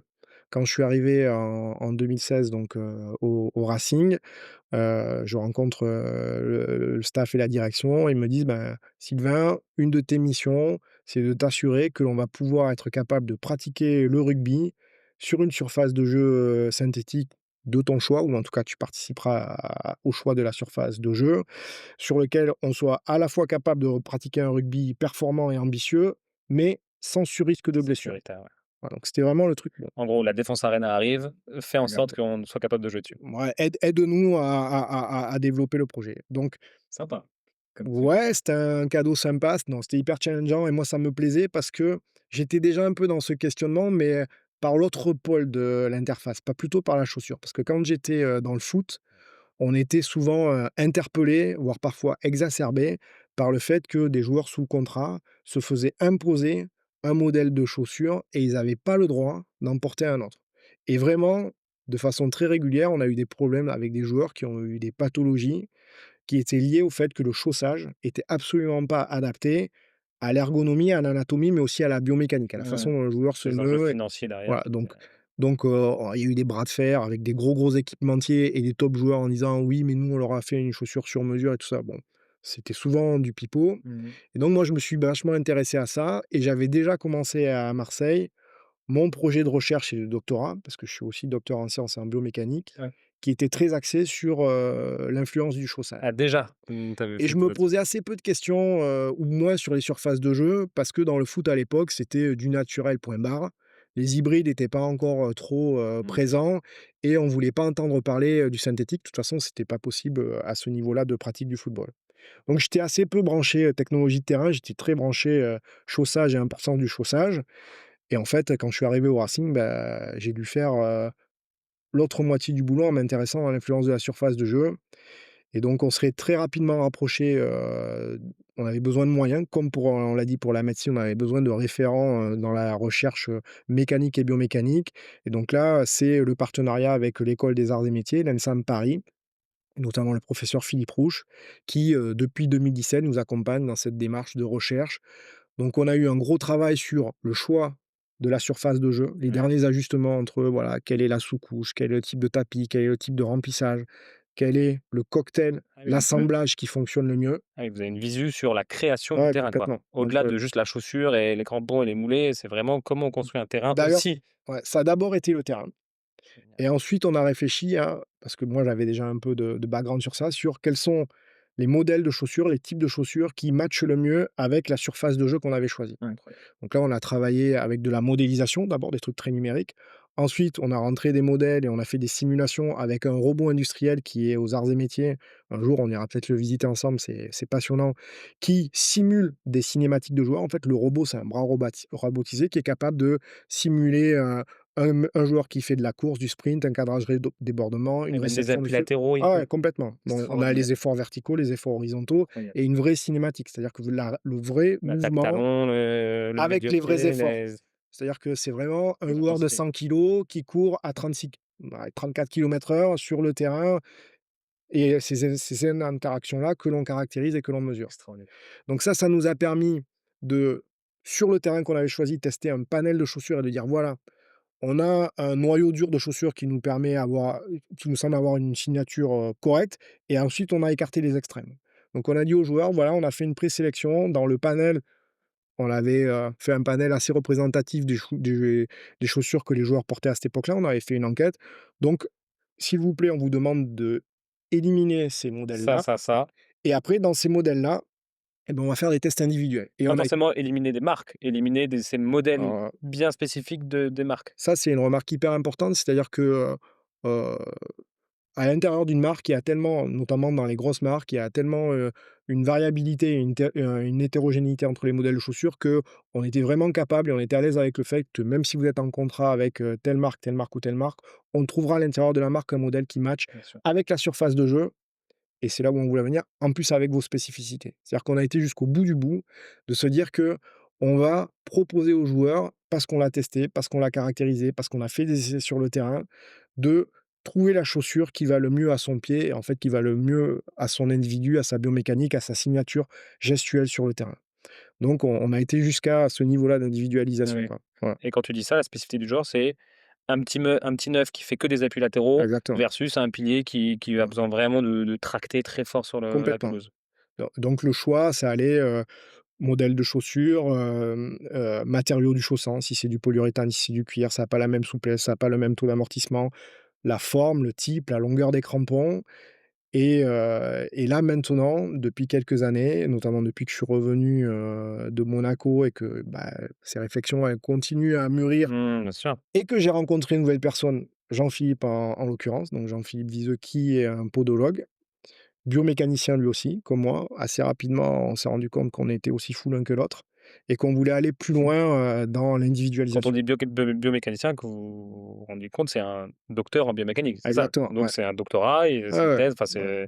c'est Ah, biomécanicien parce que tu sais, maintenant on donne des titres un peu comme ça, c'est les non, doctorants. non, Donc là, oui, attention, on est c'est docteur, du haut ouais, niveau. ouais. Bon et il est bioméca et neurosciences, D'accord. voilà. Donc moi, je suis plus bioméca et j'ai développé des skills en neurosciences, mais voilà, c'est juste, une petite Mmh. subtilité et donc avec JP, on s'est dit qu'en plus, comme on était très, interpellés par ces histoires de marques: «Ouais, j'ai fait du sur-mesure pour tel grand joueur ou tel» et en fait, ils font jamais du sur-mesure. On s'est dit: «Bon, OK, ben, on va prendre le problème, à l'inverse, en s'inspirant un peu de ce qu'on a vu, dans les chaussures de ski». Si vous êtes amateur de ski, maintenant quasiment toutes les marques pour que vous y mettiez les moyens. Ils vous font votre chausson sur mesure, c'est des techniques d'injection, c'est des choses comme ça, voire même ils déforment la chaussure. Mais on s'est dit: «On va faire pareil avec la chaussure de foot Ouais, et de le rugby». fameux boot fitting, c'est ça? Exactement, c'est du boot fitting. Beh, nous aujourd'hui, on fait du boot fitting pour la chaussure de foot et de rugby. C'est-à-dire que tu vas prendre la chaussure Ouais, et la déformer, mais pas juste mettre une semelle quoi, déformer exactement, sa composition de base pour l'élargir parce qu'il a ouais. un pied très large, d'un Fidjien, j'en sais rien, ou des choses comme ça, C'est carrément. exactement ça. Ici, on a donc des plateformes de force, on a un scanner 3D qui, fait l'acquisition, numérique de l'anatomie du pied, la face plantaire, le relief externe jusqu'à la jambe du joueur, OK. des 2 côtés. On est capable de faire matcher ce scan-là avec la banque de données des chaussures qui existent, donc on aide le joueur à choisir sa chaussure et ensuite on adapte, voilà, si vous avez une petite bosse parce que vous avez un orteil de mamie, là, ce qu'on appelle un ilus valgus, on est capable de déformer la chaussure à cet endroit-là pour que ça vous fasse pas mal et que ça accentue votre problème. Si vous avez un problème de talon ou de tendon d'Achille, on est capable de créer des zones de décharge. Et ça, on le fait à travers des outils de déformation et on le fait aussi à travers des embauchoirs. Vous savez, c'est les trucs en bois qu'on met dans les chaussures. Mais nous, on a inventé, breveté, un embauchoir qui est fabriqué à partir du scanner 3D du joueur. Donc, on a une espèce de sculpture du pied du joueur qu'on met dans la Quand chaussure. le pied n'est pas dans la chaussure, il y a quelque chose Ouais, qui va venir pour exactement. pas que la chaussure elle bouge, comme si le pied Ouais. était en permanence dans la chaussure. Donc ça, c'est sur la partie chaussant et ensuite, bah, comme une Formule 1 va pas sur, la piste avec n'importe quelle paire de pneus, bah, nous, on s'est dit que notamment à l'intérieur de la chaussure avec la semelle et aussi sur l'ajustement des crampons, mais à l'intérieur de la chaussure, on avait quelque chose à jouer sur l'interface. Donc pour faire simple, aujourd'hui, nos joueurs, ils ont en moyenne 2 à 3 paires de semelles chacun. Même s'ils ont aucun problème, d'un point de vue, médical et qui nécessiterait le port de semelles correctrices, Mmh. ils ont des semelles j'appellerais ça de performance. Donc ils ont une paire de semelles un peu neutres, pour les terrains un petit peu de tous les jours. Ils ont une paire de semelles qui est un peu plus réactive quand les terrains sont très mous, pour compenser un petit peu le manque de réactivité du terrain et ils ont une paire de semelles qui est beaucoup plus amortissante pour des terrains très durs. Voilà. D'accord. Donc on a vraiment jusqu'au bout du bout, Et là, c'est plus du coup, oui, c'est de l'épaisseur et de la réactivité de la semelle ouais, plutôt que c'est de la correction ou des choses comme ça, quoi. on essaie justement de pas trop jouer sur les épaisseurs parce que sinon ça prend du volume à l'intérieur de la chaussure, mais plus sur les matériaux et les associations de On a matériaux. tellement ce problème où tu as des podologues Ouais, qui font des semelles, qui sont des des ouais, steaks hachés, normal exactement que les mecs qui ont les pieds qui et là sortent pour des le coup, c'est vraiment l'expertise de JP. bien sûr, Ouais, extraordinaire. Tu nous donnes les grandes réponses ou en tout cas les grands apprentissages qui sont sortis de ces résultats, des choses que peut-être les gens s'attendaient pas. ouais. J'ai cru voir une interview où tu disais que les mecs ils se disent que le crampon vissé, c'est pour les gros terrains de pluie, les crampons Mmh, moulés, c'est pour les terrains secs et finalement c'est peut-être pas si exactement. vrai.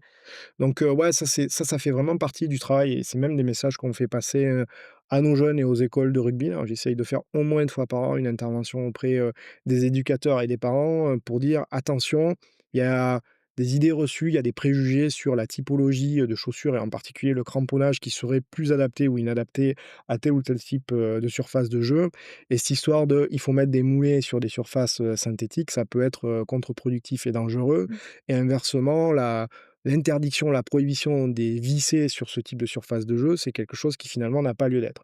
Donc, grosso modo, et effectivement, on s'est rendu compte que ce qui était important, c'était d'avoir des crampons plutôt circulaires, sans, relief géométrique qui pouvait se comporter comme, des lames. Donc oui, effectivement, les histoires des lames sur les terrains synthétiques, maintenant, on a la preuve que ça génère trop d'efforts dans le plan Ouais, horizontal et que ça peut être dangereux. OK. Ça c'est prouvé. Ouais, on l'a mis en évidence. Donc maintenant, nous, on a des datas qui montrent que si vous avez des crampons qui sont pas suffisamment circulaires, ça augmente significativement les efforts dans le plan horizontal. Terrain synthétique, crampons moulés, rond. Alors pas forcément moulés. C'est là qu'on en vient au deuxième point. En termes de matériaux, ce qui est intéressant, c'est que l'aluminium du crampon vissé, il a un coefficient de friction qui est moins élevé que plastique contre plastique et donc le vissé, il accroche moins que Incroyable. le moulé circulaire. Donc même le matériau a de l'influence. Parce que toi, bêtement, en fait, en termes de sensation, tu sors du vestiaire où c'est du carrelage, Mmh, ça fait clac, clac, clac, tu te dis: «Bon, j'ai des trucs, au ouais. pied là, ça fait c'est énorme». Donc forcément, c'est ce qui va être et en fait non, sur le terrain synthétique, c'est pas ce qui fait le plus de Exactement pression. et en plus, c'est très vrai ce que tu viens de dire, c'est que souvent on se réfère à il y a des moments où on est plus à l'écoute de nos sensations. Quand vous allez essayer une chaussure dans un magasin de sport, déjà souvent, vous la testez avec la main et pas avec le pied, alors que bon, c'est quand même pas tout à fait la même chose. Mmh. Mais là, la chaussure de rugby, l'exemple que tu viens de donner, il est complètement vrai. Tu les chausses, oh, tu es sur le carrelage, c'est dur, ça fait mal, j'ai le pas de vis qui me rentre dans le pied. Ah, je vais plutôt mettre les moulets. Sauf qu'en réalité, sur le terrain, un terrain synthétique, c'est hyper souple. Vraiment, c'est très, très souple. Ça a beaucoup d'élasticité, donc ça renvoie de l'énergie. C'est ça qui donne une fausse impression de dureté parfois, mais c'est dans la majorité des cas très souple et il y a C'est aucun ça par problème. contre qui donne de la vitesse, un peu plus, le Ouais, terrain synthétique? et qui fait rebondir le ballon, qui change un peu la nature du jeu. C'est pour ça que le foot a plus voulu de terrain synthétique à une Mmh. époque. Petite digression. Donc ouais, ça, c'est hyper important. Donc crampons circulaires, on n'est pas du tout fermé, aux vissés en aluminium, voire même on les recommande, dans certains cas et pour certains joueurs chez qui on n'a pas trouvé, de modèle, moulé qui pourrait lui convenir. On se méfie beaucoup aussi des reliefs sous la face inférieure de la chaussure, c'est-à-dire qu'il y a des marques qui font, beaucoup de petites, alors c'est souvent du design, mais, de petits, reliefs qui relient les crampons entre eux ou au niveau de la partie moyenne du pied, du Ouais, milieu pied bien sûr, et tous ces trucs, ça augmente l'accroche, quoi et on s'est rendu compte des fois que même des chaussures qui avaient des crampons très courts et des reliefs de crampons circulaires, ils avaient une énorme accroche. On s'est dit: «Mais d'où ça vient?»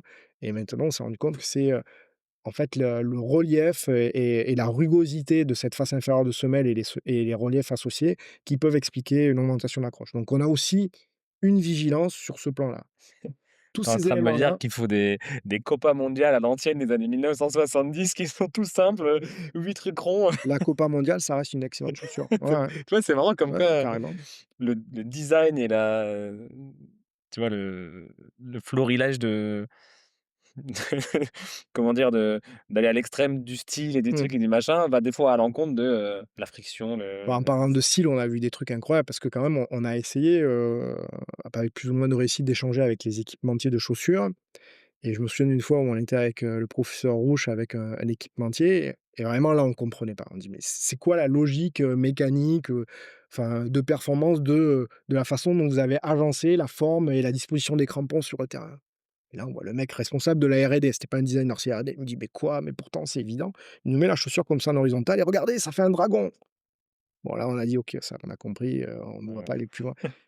C'était le responsable de la R&D. Oui, c'était pas le styliste de l'équipement. Donc on s'est dit: «OK, il y a vraiment voilà, il y a un décalage». C'est tellement un marché, lucratif et que voilà, on est sur du design, on est sur le truc qui est à l'inverse de la chaussure de running où là, ils sont vraiment bon, tous les choix sont pas bons, mais ils reviennent en arrière, mais il y a une vraie démarche scientifique derrière. Sur la chaussure à crampons, en particulier de foot, c'est du marketing. Bien sûr.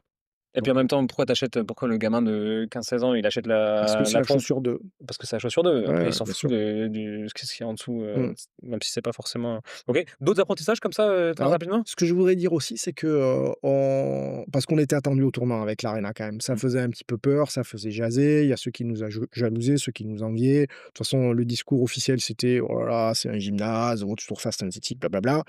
Bon, à l'arrivée, quand même, tout le monde était plutôt très content de venir jouer à la Paris La Défense Arena.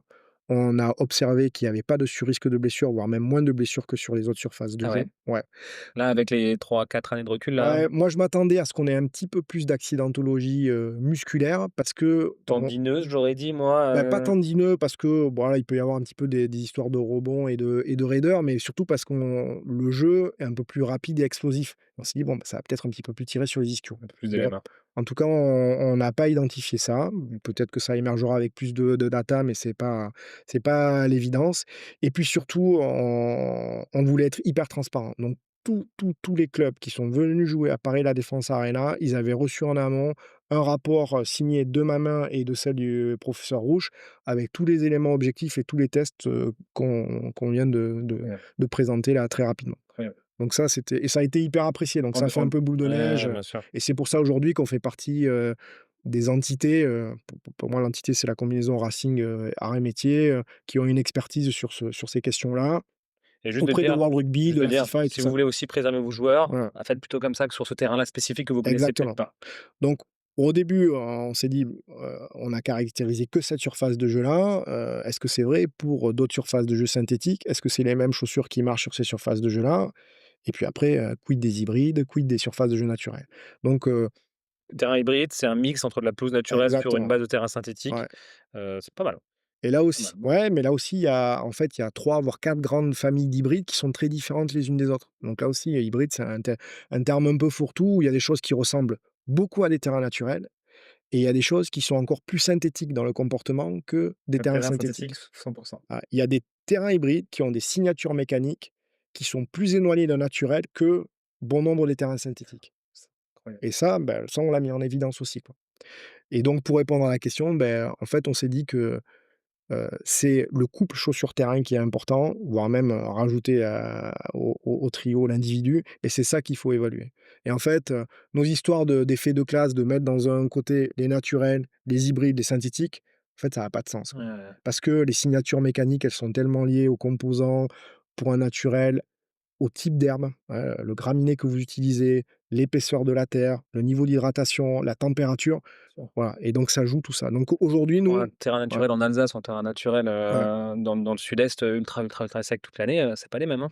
Et donc, ce qui est intéressant, c'est qu'on a développé un petit protocole qui a fait l'objet d'ailleurs d'une publication scientifique, qui permet aux joueurs, de façon très standardisée et reproductible, de se tester sur n'importe quelle surface de jeu, d'avoir un petit questionnaire d'auto-évaluation, donc ça demande qu'il ait un petit peu fait avant pour qu'il ait l'habitude de le faire, qui lui permet de récupérer du feedback, de l'information, sensorielle, mais qui est nous corrélée à des travaux scientifiques et qui montre que il est capable de faire un choix éclairé de chaussage. Voilà, donc nous, grosso modo, on encourage les joueurs à venir avec au moins 2 modèles de chaussures et différentes typologies de crampons, et en 10 minutes à l'échauffement, s'ils ont un doute sur la chaussure à utiliser, ils sont capables de choisir le bon modèle, en tout cas un modèle de chaussure adapté, quoi. N'importe quelle surface de jeu, n'importe quel type de conditions. Ouais et ça en live, pour, changer juste avant le match En finalement? 10 minutes, quoi, voilà, à l'échauffement. Grosso modo, ton pré-warm-up, tu fais quelques tests des réglages, pour reprendre mon analogie avec la Formule 1, hein, tu testes les différents types de pneus, les réglages, Tour les de chaud. suspensions, les trucs, OK, c'est celle-là. Mmh. Donc en fait, vous arrivez au match, les intendants, ils doivent être contents. Tu dois arriver au match avec finalement, Ouais. 4-5 paires de chaussures différentes avec soit des crampons, soit des moulés, et différents types de Alors semelles. après, ça c'est, la théorie, l'idéal, ce qu'on est capable de faire. En pratique, bah, les mecs, ils ont leurs habitudes, ils ont leurs chaussures, leurs paires de Ils chaussures savent fétiches que et tout vu ça, qu'ils quoi. vont jouer sur ce terrain-là, Ouais, déjà, ils prennent que juste leurs 2 exactement. chaussures-là et c'est Mais, en amont, et on en revient à cette histoire d'éducation, d'information, on leur a tellement expliqué, informé, on leur a fait sentir que, sur le même terrain, il peut y avoir vraiment des retours très différents avec des paires de chaussures, qu'ils s'imprègnent de ça quand même. On a mis une pièce dans le truc de la réflexion, et du coup, il faut qu'ils s'autonomisent par rapport à ça. pour un joueur, j'allais dire lambda, c'est pas un joueur lambda, hein, pour un joueur de plus bas niveau, qui ont joue dans une division fédérale, Mmh. voilà, qui a pas les moyens d'acheter, 2-3 chaussures, 2-3 types de crampons défendants et 2-3 semelles différentes. Qu'est-ce que tu recommandes, toi, d'un point de vue médical, pour un truc un peu fourre-tout? Parce qu'en général, les mecs, ils ont juste une chaussure d'été et une chaussure d'hiver, tu Ouais. vois? Grosso modo. Donc ils ont 2 chaussures à l'année qui vont peut-être garder, 1 ou 2 ans si elles tiennent un peu. Qu'est-ce que tu recommandes d'acheter grosso modo? Ouais, bah, après ce qu'il il faut Un truc faut passe-partout un peu comme ouais, il ça. faut prendre une chaussure dont on sait qu'elle aura pas de signature dangereuse, quelle que soit la surface de jeu. Donc, bah, ça va être, une chaussure plutôt avec des crampons vissés ou des crampons hybrides, qui est un mélange de vissés et de quelques moulés. La base du crampon est en plastique et la fin Voilà, est en ouais, aluminium. et où de temps en temps, il y a quelques crampons moulés, mais la majorité des crampons sont dévissés. Ouais. Donc ça, c'est bien. Ça permet de jouer sur, la forme et la longueur du crampon sur la partie vissée. Si possible, pas trop de texture et pas trop de relief au niveau de la semelle, et en particulier du médio-pied, surtout si vous êtes dans un club où vous êtes potentiellement amené sur des surfaces de jeu hybrides ou synthétiques. Si vous jouez que sur du naturel, c'est un petit peu moins, critique. Et après, comme tout un chacun, moi, je vous encourage, parce qu'il y a des gens très compétents, à aller voir un podologue du sport, à vous faire prescrire, un bilan podologique, par votre médecin traitant. C'est remboursé, c'est justifié, pour vous faire au moins peut-être une paire de semelles qui peut avoir, des fonctions correctrices, parce qu'il y a un petit truc qui mériterait, d'être compensé pour, limiter, Mmh. le surmenage et ainsi de suite. Ou tout simplement dire: «Voilà, bah, quand les terrains sont trop durs, est-ce que tu peux pas me faire une paire de semelles qui est un petit peu amortissante, qui, disperse l'onde de choc», et ainsi de suite, quoi. Super. Je pense que ça va être, très Chez les utile. enfants, c'est important, je pense. Ah ouais? Ouais. Chez les enfants, quelque part, il faut pas on a envie de leur offrir, la paire de chaussures Le de Kylian leur idole, Mbappé. c'est Mmh. sûr. Bon, déjà, souvent, elle est super chère, ils grandissent à la vitesse de la lumière, donc la chaussure, elle fait même pas une saison. Ils ont qu'une paire de chaussures, ils courent, ils se les frottent sur le bitume, ils les usent très vite, donc il vaut mieux accepter d'acheter une chaussure, un petit peu moins chère, et aujourd'hui, il y a des grandes enseignes, qui font des chaussures super qualitatives. Sauf qu'on a vu que parfois le minimalisme n'est pas un problème. Ouais, et il faut pouvoir les changer très régulièrement, et surtout pour les enfants qui commencent à avoir des petites pathologies du cartilage de croissance, maladie de Sauvé, ainsi de Bien suite, sûr. aller voir un podologue et se faire équiper. Et là, franchement, vous mettez votre enfant dans de bonnes dispositions. Génial. J'ai vraiment envie qu'on passe vite au sujet commotion parce que j'ai vraiment Mmh, envie qu'on le détaille celui-là. Il y a 2 points quand même que je voulais évoquer sur ce pôle pieds-chaussures. Le 1er et ça vraiment je vous tire mon chapeau parce que c'est ce côté un peu open source ouais, que vous faites, qui est d'ailleurs, volontaire et que vous dites assez haut et fort. On peut parler par exemple de France 7 qui est venu ici se préparer avant les JO, pour justement tout ce côté pôle, pieds-chaussures. Mmh, mais aussi aux autres clubs, vous avez des joueurs professionnels, d'autres clubs ouais. professionnels en France qui viennent vous voir pour tu as ce côté aussi, c'est pas on a une innovation, on veut la garder pour avoir un temps d'avance sur tous les autres, c'est ce côté: «OK, je fais un travail un peu de recherche scientifique global que je veux partager à tout le monde». Alors par la force des choses, nos joueurs, le club du Racing a toujours la primeur de nos travaux parce que, bah, voilà, tout ce qui est concept un peu premium et tout ça, bah, ça d'abord on le teste chez nous et Évidemment. voilà. Ensuite sur, l'histoire de France 7, bah, c'est eux qui nous ont fait, on l'amitié et l'honneur de venir nous voir, bah, parce qu'ils avaient entendu parler de notre expertise. C'est un petit milieu tout ça, donc nous on s'entend très, très bien avec le pôle, performance de la FFR et les équipes de Julien Pissione. Heu qui était hyper investi, dans l'accompagnement de France 7 et parce que, ils avaient un manager qui avait vraiment une vision très transversale de ce qu'est, la performance et tout ça. Ils Jérôme ont Daré. voilà, Jérôme, qui a compris que, et qui est accompagné par Julien Robineau, le directeur de la performance de cette équipe-là. Ils se sont dit: «Attendez, nous, il faut que tout ce qui peut être un avantage pour nous doit être un avantage». On le Donc met. on l'a compris parce qu'on a lu un peu ce que le Racing a fait avec l'ENSAM, que la surface de jeu, c'était loin d'être neutre. Eux, ils avaient été confrontés à des problèmes de chaussage liés à des changements de surface sur les différents tournois internationaux qu'ils avaient fait. On s'est dit: «Nous, on veut avoir un avantage à la maison parce qu'on connaît la surface de jeu sur laquelle on va jouer au Stade de Sûr. France». Donc c'était le projet Home Advantage et donc on a foncé avec eux, on les a accompagnés pour dire: «Voilà, comment on fait pour équiper du mieux possible notre équipe A7». Du coup, vous êtes allé tester le terrain au Stade de France, vous êtes allé, Alors, ça a été un super travail d'équipe. Donc, on avait des ingénieurs agronomes qui nous, donnaient les datas, on savait à peu près à quoi allait ressembler parce que, le terrain du Stade de France, parce qu'il a été travaillé jusqu'au dernier moment. Il fallait qu'on affine un petit peu le comportement mécanique de ce terrain-là. France 7 et Jérôme Darès et même aller s'entraîner sur des terrains qui ressemblaient, qui étaient c'est censés vrai? ressembler à ça. Et Non, si ça on a faisait été un super terrain bien. que les Fidjiens n'aiment pas? Ouais, alors on n'a pas été jusque-là, on s'est Tu t'es dit assuré que tu ouais. Non, mais on ils s'est jouent tous en assuré. Mizuno de toute façon, donc allons-y. On s'est assuré que le terrain, en tout cas, était, en tout cas, que les joueurs étaient chaussés et équipés avec, des choses qui leur permettraient d'évoluer dans de bonnes conditions. Sûr Donc c et finalement qu'ils aient pris aussi des habitudes et de la ouais, ouais, confiance entre leurs chaussures et ce terrain-là. exactement, ouais. Donc ça devait pas être un élément de stress, voire même un élément de confiance. C'est exactement ça, quoi et voilà, donc ça a été vraiment une ce que j'ai dit, c'était une petite paillette, dans la médaille d'or de l'équipe de France, mais voilà, c'était un plaisir d'y avoir contribué, et c'était super intéressant pour nous et on continue à échanger avec eux, on discute sur l'équipement des féminines, des choses comme ça, Tu me fais une transition parfaite, c'est le dernier sujet avant que je vais évoquer avant qu'on passe sur les commotions. Dans la performance, je parlais des Fidjiens, Mmh. j'ai bossé, 1 an aux Fidji, pour la à un moment donné, c'est le l'ASM Clermont avait une province là-bas, Ouais, tout à fait. Ouais, Nadroga, ouais. gérée par Franck Boisvert d'ailleurs, avec qui du coup je l'ai suivi sur les tournois A7 annuels là-bas et en fait, tu es dans un truc où j'ai vu de la performance pure, rugbystique, je parle, des skis, des choses comme ça, et pourtant les mecs, ils jouaient en tongs quoi, tu Mmh. vois? Sur la plage, sous ce truc.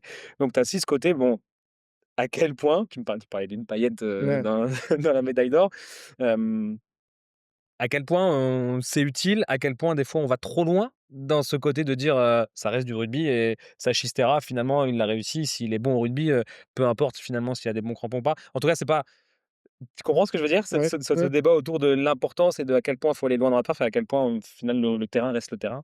Moi, je crois que c'est un tout. Je crois vraiment que, quand tu as les moyens de le faire, tu te dois d'aller dans les détails et aujourd'hui, on a participé, au projet, Science 2024. On faisait partie des rares, structures sportives qui étaient impliquées dans le truc. Où Science 2024, ça a été, un petit peu l'union sacrée entre toutes les structures qui font de la recherche, appliquée au sport en France, Mmh. toutes les grandes écoles et tout ça, pour participer à tous ces gains marginaux qui allaient nous aider à gagner, on l'espérait à l'époque, plus de médailles. Et il y avait une très belle présentation en introduction de Science 2024 qui démontrait, voilà, chiffres à l'appui, que tous les records, tous les titres, ça se jouait dans des différences qui étaient inférieures à l'ordre du pourcent, 1. Et ton exemple sur la Chistera, le truc, ouais, mais la Chistera, pour qu'elle soit réussie, il faut que le mec, il soit 5-10 centimètres en avance sur l'adversaire pour pas qu'il ait le bout du petit doigt qui vienne intercepter le ballon. Bah, peut-être que c'est grâce à la chaussure, j'en sais rien, mais peut-être que oui. Voilà, donc moi, je pense que quand tu peux le faire, voilà, à l'impossible, nul n'est tenu, mais quand tu peux le faire, bah, tu dois aller dans tous les détails. Tu sauras jamais si c'est toi qui as fait que, mais en tout cas, tu t'es donné les C'est de moyens la de. haute performance, donc ce pourcentage, autant se mettre, avec que contre, dans Exactement, le doute. ouais, C'est le même débat finalement que nous, en kiné, le massage, et cetera. Oui, bah, c'est bien sûr qu'il y a peu de trucs, mais finalement, ça lui fait du bien, le mec, qu'il est content et que ça le détend et que ça le truc, bah, on y va parce que exactement. ah ouais, c'est tous ces débats où Ah, puis autant mettre après toutes les chances de notre côté, tout c'est n'est pas prouvé, voilà. Alors une fois de plus, on parle beaucoup de sciences appliquées, de trucs comme ça. Moi, le premier, j'ai beaucoup d'appétence pour ça, mais faut beaucoup d'humilité par rapport à ça. Il y a plein de choses que l'on n'est pas en capacité de prouver, que l'on n'a pas le temps de prouver, comme tu dis. Faut néanmoins s'assurer de l'innocuité de la chose, c'est-à-dire qu'à partir du moment où ça fait pas prendre un risque, immédiat ou dans le temps. Alors ça, c'est un truc hyper important, moi, qui me tient à cœur, c'est cette notion de durabilité. mmh, Moi, je suis là, notamment en tant que médecin de club, pour m'assurer que on permet, la maturation, le développement de sportifs durables. Le mec, il est pas là que pour gagner le match du week-end prochain, il est là pour aider à remporter le titre à la fin de la bien saison. sûr. Il est là, je l'espère, pour porter le plus longtemps les couleurs du Racing et avoir une belle carrière. Ouais. Et même après sa carrière, on a envie que, le joueur ait pas de problème de santé, et ainsi de suite. Donc ça, c'est, pour moi, ça fait partie des mantras. C'est, promouvoir un sport et des sportifs durables, quoi. Magnifique. On passe aux commotions. Ouais, bah, ça en fait partie, belle transition. Oui, exactement. Dans le rugby, j'ai l'impression que c'est un peu le flou encore. On le disait peut-être de moins en moins, à haut niveau, mais par contre en bas niveau, rien que lui là qui est dans la pièce, a connu ça, ces espèces de commotions, un retardement où il fait des traumas pas tout de suite, mais 48 heures après, du coup ça a pas été détecté, du coup, comme les entraîneurs le savent pas, les médecins ne le savent pas, toi tu sais même pas trop comment gérer, il y a un match important. C'est un flou total. J'aimerais bien que, de façon quand même assez simple pour que ça soit un peu grand public, c'est ça qui va être dur, qu'on arrive à un peu cartographier différents, pas de types de commotion, mais gravité, signe de gravité, protocole un peu de reprise, choses à faire attention, surtout ces micro-commotions là, ces Ouais. commotions légères répétées qui m'intéressent vraiment. Vas-y, entrons dans le sujet, fais-moi un peu une cartographie des différentes commotions. Non, mais déjà, ce qui est intéressant dans tout ce que tu viens de dire, c'est qu'il y a bon nombre de choses pour lesquelles il y a pas de réponse parce que c'est pas aussi simple. C'est-à-dire que, le tableau clinique initial, Mmh. il est pas forcément associé à la gravité, à la durée et au risque à long terme. Donc déjà, ça, c'est un premier truc. C'est pas parce que tu fais un KO sur le terrain, que tu as perdu connaissance, que c'est forcément plus grave que si tu as juste été un peu étourdi et que, tu as vu des papillons. Peut-être que c'est la même gravité, voilà, et l'un pas plus que l'autre. C'est pas parce que tu as eu des symptômes que 48 heures après et que tu en as pas eu initialement que c'est moins grave ou plus grave, on n'en sait rien non plus. Donc ça, c'est pour ça qu'on a besoin aujourd'hui de développer des marqueurs, des outils qui nous permettent de caractériser. Moi, j'aime pas parler de commotion, on devrait parler plutôt de syndrome commotionnel, parce que la commotion, ça voudrait dire qu'il y a un seul truc. Syndrome commotionnel, ça ouvre la porte au fait que c'est une entité qui est liée à des chocs à la tête ou à des accélérations de la tête, pas que des chocs à la tête, et qui génèrent des troubles neurologiques transitoires. Voilà, des troubles neurologiques qui durent pas. Il y a jamais rien à l'IRM, en tout cas les IRM de base. Il y a encore moins de choses au scanner. Il y a jamais de saignement dans une commotion. Ça fait partie de la famille des traumatismes crâniens légers, mais léger, ça veut surtout pas dire anodin. Ouais. D'accord? Parce que cette perturbation neurologique transitoire, elle peut prendre plein de formes. Ça peut être un petit trouble de la vue, ça peut être un trouble de l'équilibre, ça peut être un trouble des fonctions cognitives, de la mémoire, de votre capacité à traiter les informations et ainsi de suite. Et tout ça, ça peut avoir une répercussion dans votre activité sportive, parce que vous allez être moins bon, moins réactif et tout ça. Ça peut expliquer aussi que vous avez un risque majoré de blessure de l'appareil locomoteur et de refaire une nouvelle commotion quand vous avez été commotionné. Mais ça peut aussi, augmenter votre risque d'avoir un accident de voiture parce que vous êtes moins réactif. Ça peut altérer votre capacité à bosser. Imaginez que vous êtes chauffeur de bus scolaire, que vous êtes couvreur sur un toit, donc pour le rugby amateur et tout ça. Donc c'est pour ça que Ouais. traumatisme crânien léger, ouais, OK, mais surtout pas anodin. Donc il faut absolument les détecter, les prendre en charge, les accompagner. Donc ça, c'est un peu sur le cadre, général. Ce que je voudrais dire, c'est que le rugby, parle beaucoup de commotion. On en fait un problème central de la pratique du rugby, même de l'avenir du rugby à long terme. Heu, Moi, je pense surtout que le rugby, c'est un des sports, en tout cas le sport hors États-Unis, qui a pris le plus conscience de ces enjeux-là depuis très longtemps et qui est le plus proactif. On en parle beaucoup, donc le revers de la médaille, c'est que ça devient un problème, c'est assez anxiogène et des choses comme ça. Là, aujourd'hui, moi, je fais partie, des gens qui sont en responsabilité d'eux et qui travaillent aussi dans ce domaine-là et j'ai l'impression qu'on évolue plutôt bien, qu'on est en avance sur les autres sports et ça nous permet justement d'améliorer beaucoup de choses dans des sports ou dans des pratiques où on ne se posait pas la question. Aujourd'hui, le rugby est concerné par les commotions, mais c'est en tout cas pas le sport où il y a le plus de commotions. Il y a beaucoup de commotions dans plein d'autres activités sportives où elles sont même pas diagnostiquées, pas détectées, pas prises en charge. Les sports de combat, c'est évident. Il y a de la commotion, on cherche même le chaos. On cherche même la micro-commotion avant de faire la grosse commotion. C'est-à-dire qu'on cherche à t'étourdir avant de t'endormir. C'est un vrai sujet. Mmh. Mais le judo, il se tape beaucoup sur la tête, des contacts. Ils ont même le droit de s'étrangler et il y a beaucoup de projections. Ça Accéléré en plus, voilà, avec donc la haute c'est pour ça qu'il vitesse, n'y a pas que le choc à la tête, il y a aussi cette notion d'accélération de la tête, avec le cerveau qui bouge voilà. dans la boîte crânienne. Les pilotes de chasse, l'armée, tous ces gens qui sont exposés à des forts niveaux d'accélération très rapides, ils sont hyper concernés par les commotions, ce que tu appelles les micro-commotions et les effets à long terme de tous ces stress, neurologiques.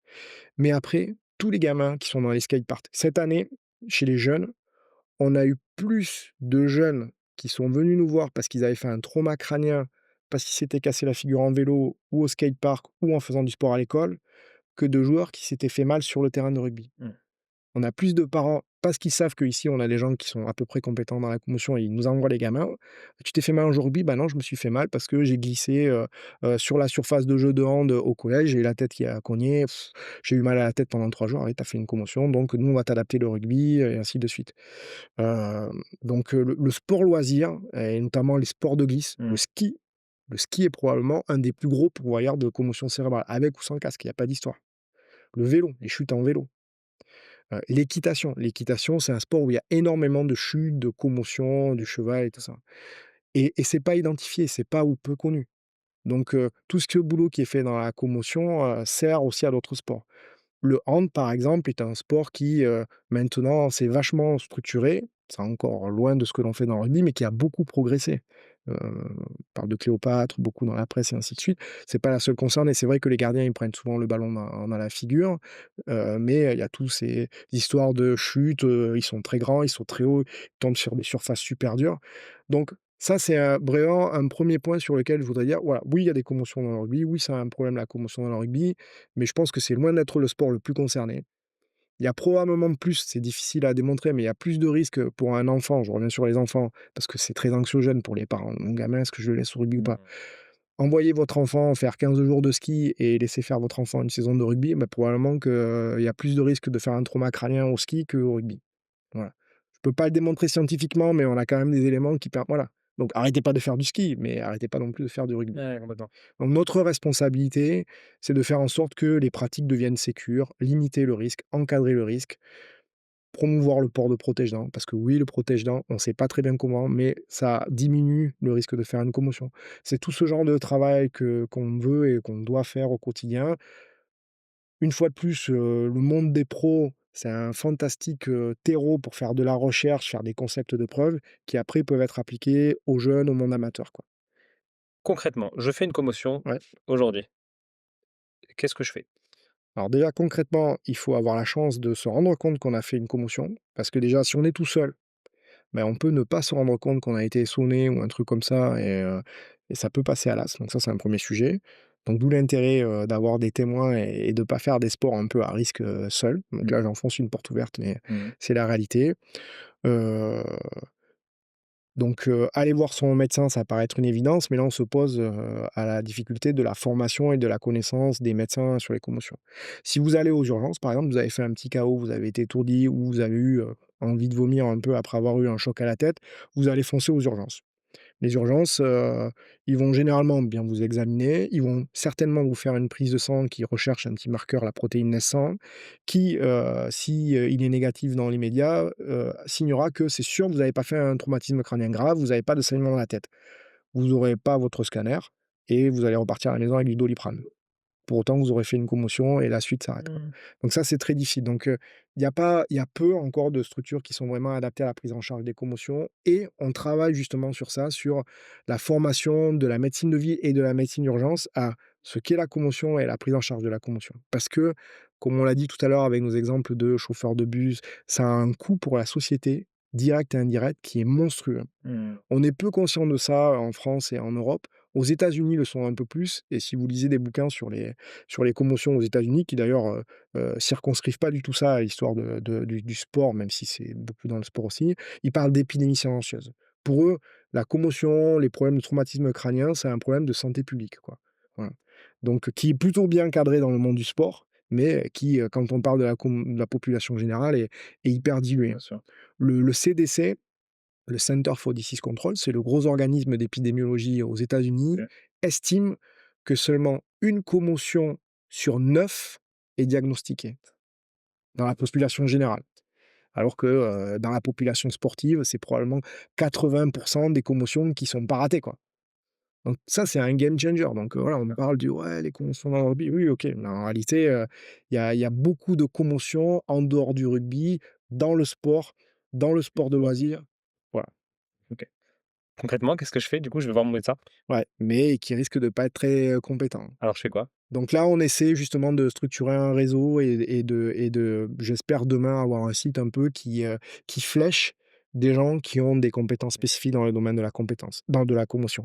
Donc, bah, il y a quelques centres, un petit peu, on n'a pas encore un maillage territorial, fort, mais ça se développe de plus en plus, c'est des projets assez transverses où la FFR, la LNR, bossent.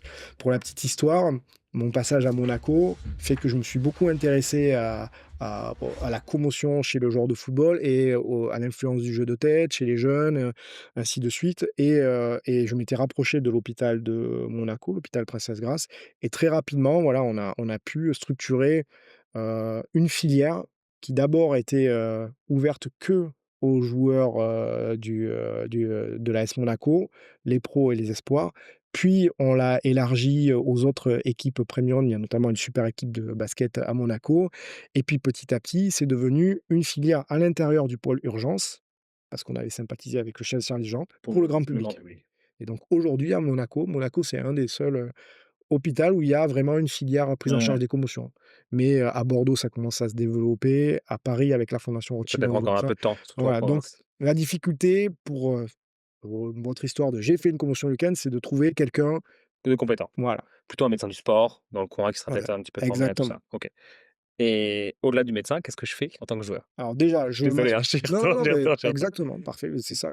C'est le premier réflexe, c'est de s'assurer que dans les jours qui viennent, on se met pas de nouveau dans une situation où on est susceptible de reprendre un coup à la tête. Période d'observation, Ouais et puis de surtout repos. alors pas forcément de repos. C'est-à-dire que les 24 premières heures, si tout se passe bien, à 48 heures, on peut assez rapidement reprendre une activité physique légère, parce qu'il a même été démontré que l'activité physique était un facteur de récupération et probablement le premier et le meilleur traitement de la commotion. Donc pas forcément d'arrêt complet. Est-ce que c'est vrai ça, ce qu'on dit que le cerveau finalement il se comporterait un peu comme un muscle, il a besoin un petit peu de remise en charge progressive et des choses comme ça? Alors oui, ça et la remise en charge progressive complètement, c'est une histoire de charge, cognitive, hein. Comme on a la charge de travail avec les GPS sur le terrain, la charge mentale, la charge neurologique, c'est des choses qu'il faut, bah, reconstruire, réaugmenter OK, progressivement. Faut pas tout augmenter en même temps et ainsi de suite. OK. Excuse-moi, je digresse. Non, On y mais retourne. pour Donc s'assurer qu'on reprend pas un peu ouais, sur le casque. OK. Voilà. Dans Voilà, les la 48 heures priorité, vraiment, c'est, je suis au ski, ben, j'arrête de skier, je suis un joueur de rugby, je vais pas me remettre, même si ça va un peu mieux, j'ai pris un pet le mardi, je retourne pas à l'entraînement, le vendredi et surtout je joue pas le dimanche. Donc voilà, pas avant d'avoir, eu si possible on a l'avis de quelqu'un de compétent sur la question. même si c'est chiant parce que si j'ai pris un peu le dimanche et que je m'entraîne pas le mardi, je risque de pas jouer titulaire le dimanche prochain. Bah, c'est comme ça, C'est le jeu. c'est le jeu. Ouais et là pour le coup, Intransigeant. voilà, exactement. Là, il 48 heures faut intransigeant. faut ouais, même plus longtemps que ça, hein. OK. Aujourd'hui, les protocoles, ils sont, très fixés, c'est très arbitraire, mais nous, un joueur, sauf s'il a vraiment zéro antécédent, qu'il est vierge de tout, ou il peut éventuellement rejouer au 8e jour, sinon le tarif, c'est 12 jours minimum. Même si vous avez OK. fait une petite commotion et ça existe pas en fait les petites commotions, c'est On l'a commotion, dit pas juste commotion. avant. Heu, Pendant 12 jours, vous allez pouvoir reprendre progressivement l'entraînement, être réexposé, à l'activité physique, à des choses de plus en plus Quand tu complexes dis de sur du long l'entraînement, champ. c'est pas l'entraînement collectif? Ça peut. Il y a un protocole avec activité physique individuelle, aérobie, puis des efforts de plus en plus intenses avec de la composante musculation à Mmh. l'aérobie. Effort important, effort Voilà. intense. Puis des efforts avec des tâches complexes, donc ça va être, du jeu de rugby individualisé, reprendre la passe, Avec des un peu de la situations de jeu, cognition, un peu, voilà. plus Puis intégration du collectif sans contact, puis sésame du neurologue. On reprend pas le contact sans avant d'avoir repris dans le sport pro, d'avoir eu un avis du neurologue et si le neurologue dit OK et qu'on a tous nos tests qui se sont normalisés, on reprend le contact avant de reprendre la compétition. ouais. Voilà.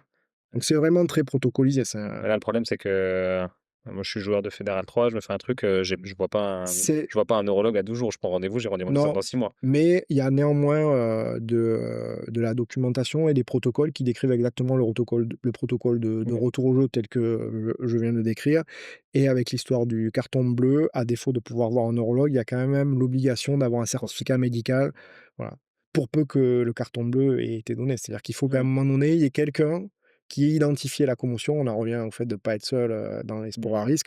Au rugby, voilà, ça existe, il y a l'outil. Le carton bleu, c'est un super outil pour le sport amateur. Encore faut-il l'utiliser. Et comme on l'a dit, tu peux avoir une commotion qui se déclate, qui se Ça, c'est déclenche plus pendant compliqué. 48 heures après. Ouais. Mais en gros, c'est ça, 12 jours de rien, remise en charge progressive avec les 4 étapes qu'on a citées juste avant. Ça, c'est pour les Heu, pros et chez les jeunes et ça, tu peux le faire chez les jeunes aussi, chez les ouais, trucs, mais, hein. nous, il faut comprendre qu'on il y a ce truc qui est il y a un cut à 12 jours, mais, c'est pas parce qu'on t'a donné le sésame à 12 jours que si ça va pas bien, on revient pas en arrière, quoi. Donc ça aussi, c'est valable parce que les joueurs sont hyper encadrés, hyper surveillés.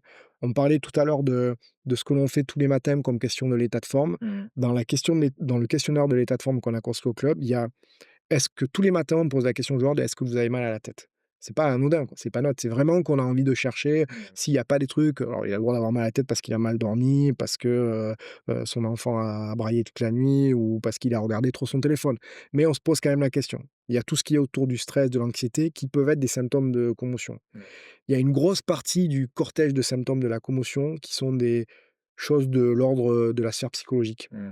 et qui sont hyper trompeurs. J'allais y venir juste Ouais. après, ouais, donc c'est parfait. Mmh. Justement, donc ça, c'est dans le meilleur des cas. 12 jours, petite commotion, on la traite bien, Ouais. on remet en Chez charge, les amateurs, on on aurait revient. plutôt envie de dire que c'est 2 ou 3 semaines, quoi. Ah ouais, OK. Si vraiment il y a eu un carton bleu, une commotion, prenez votre temps, quoi. OK, Ouais, 2-3 semaines. ouais.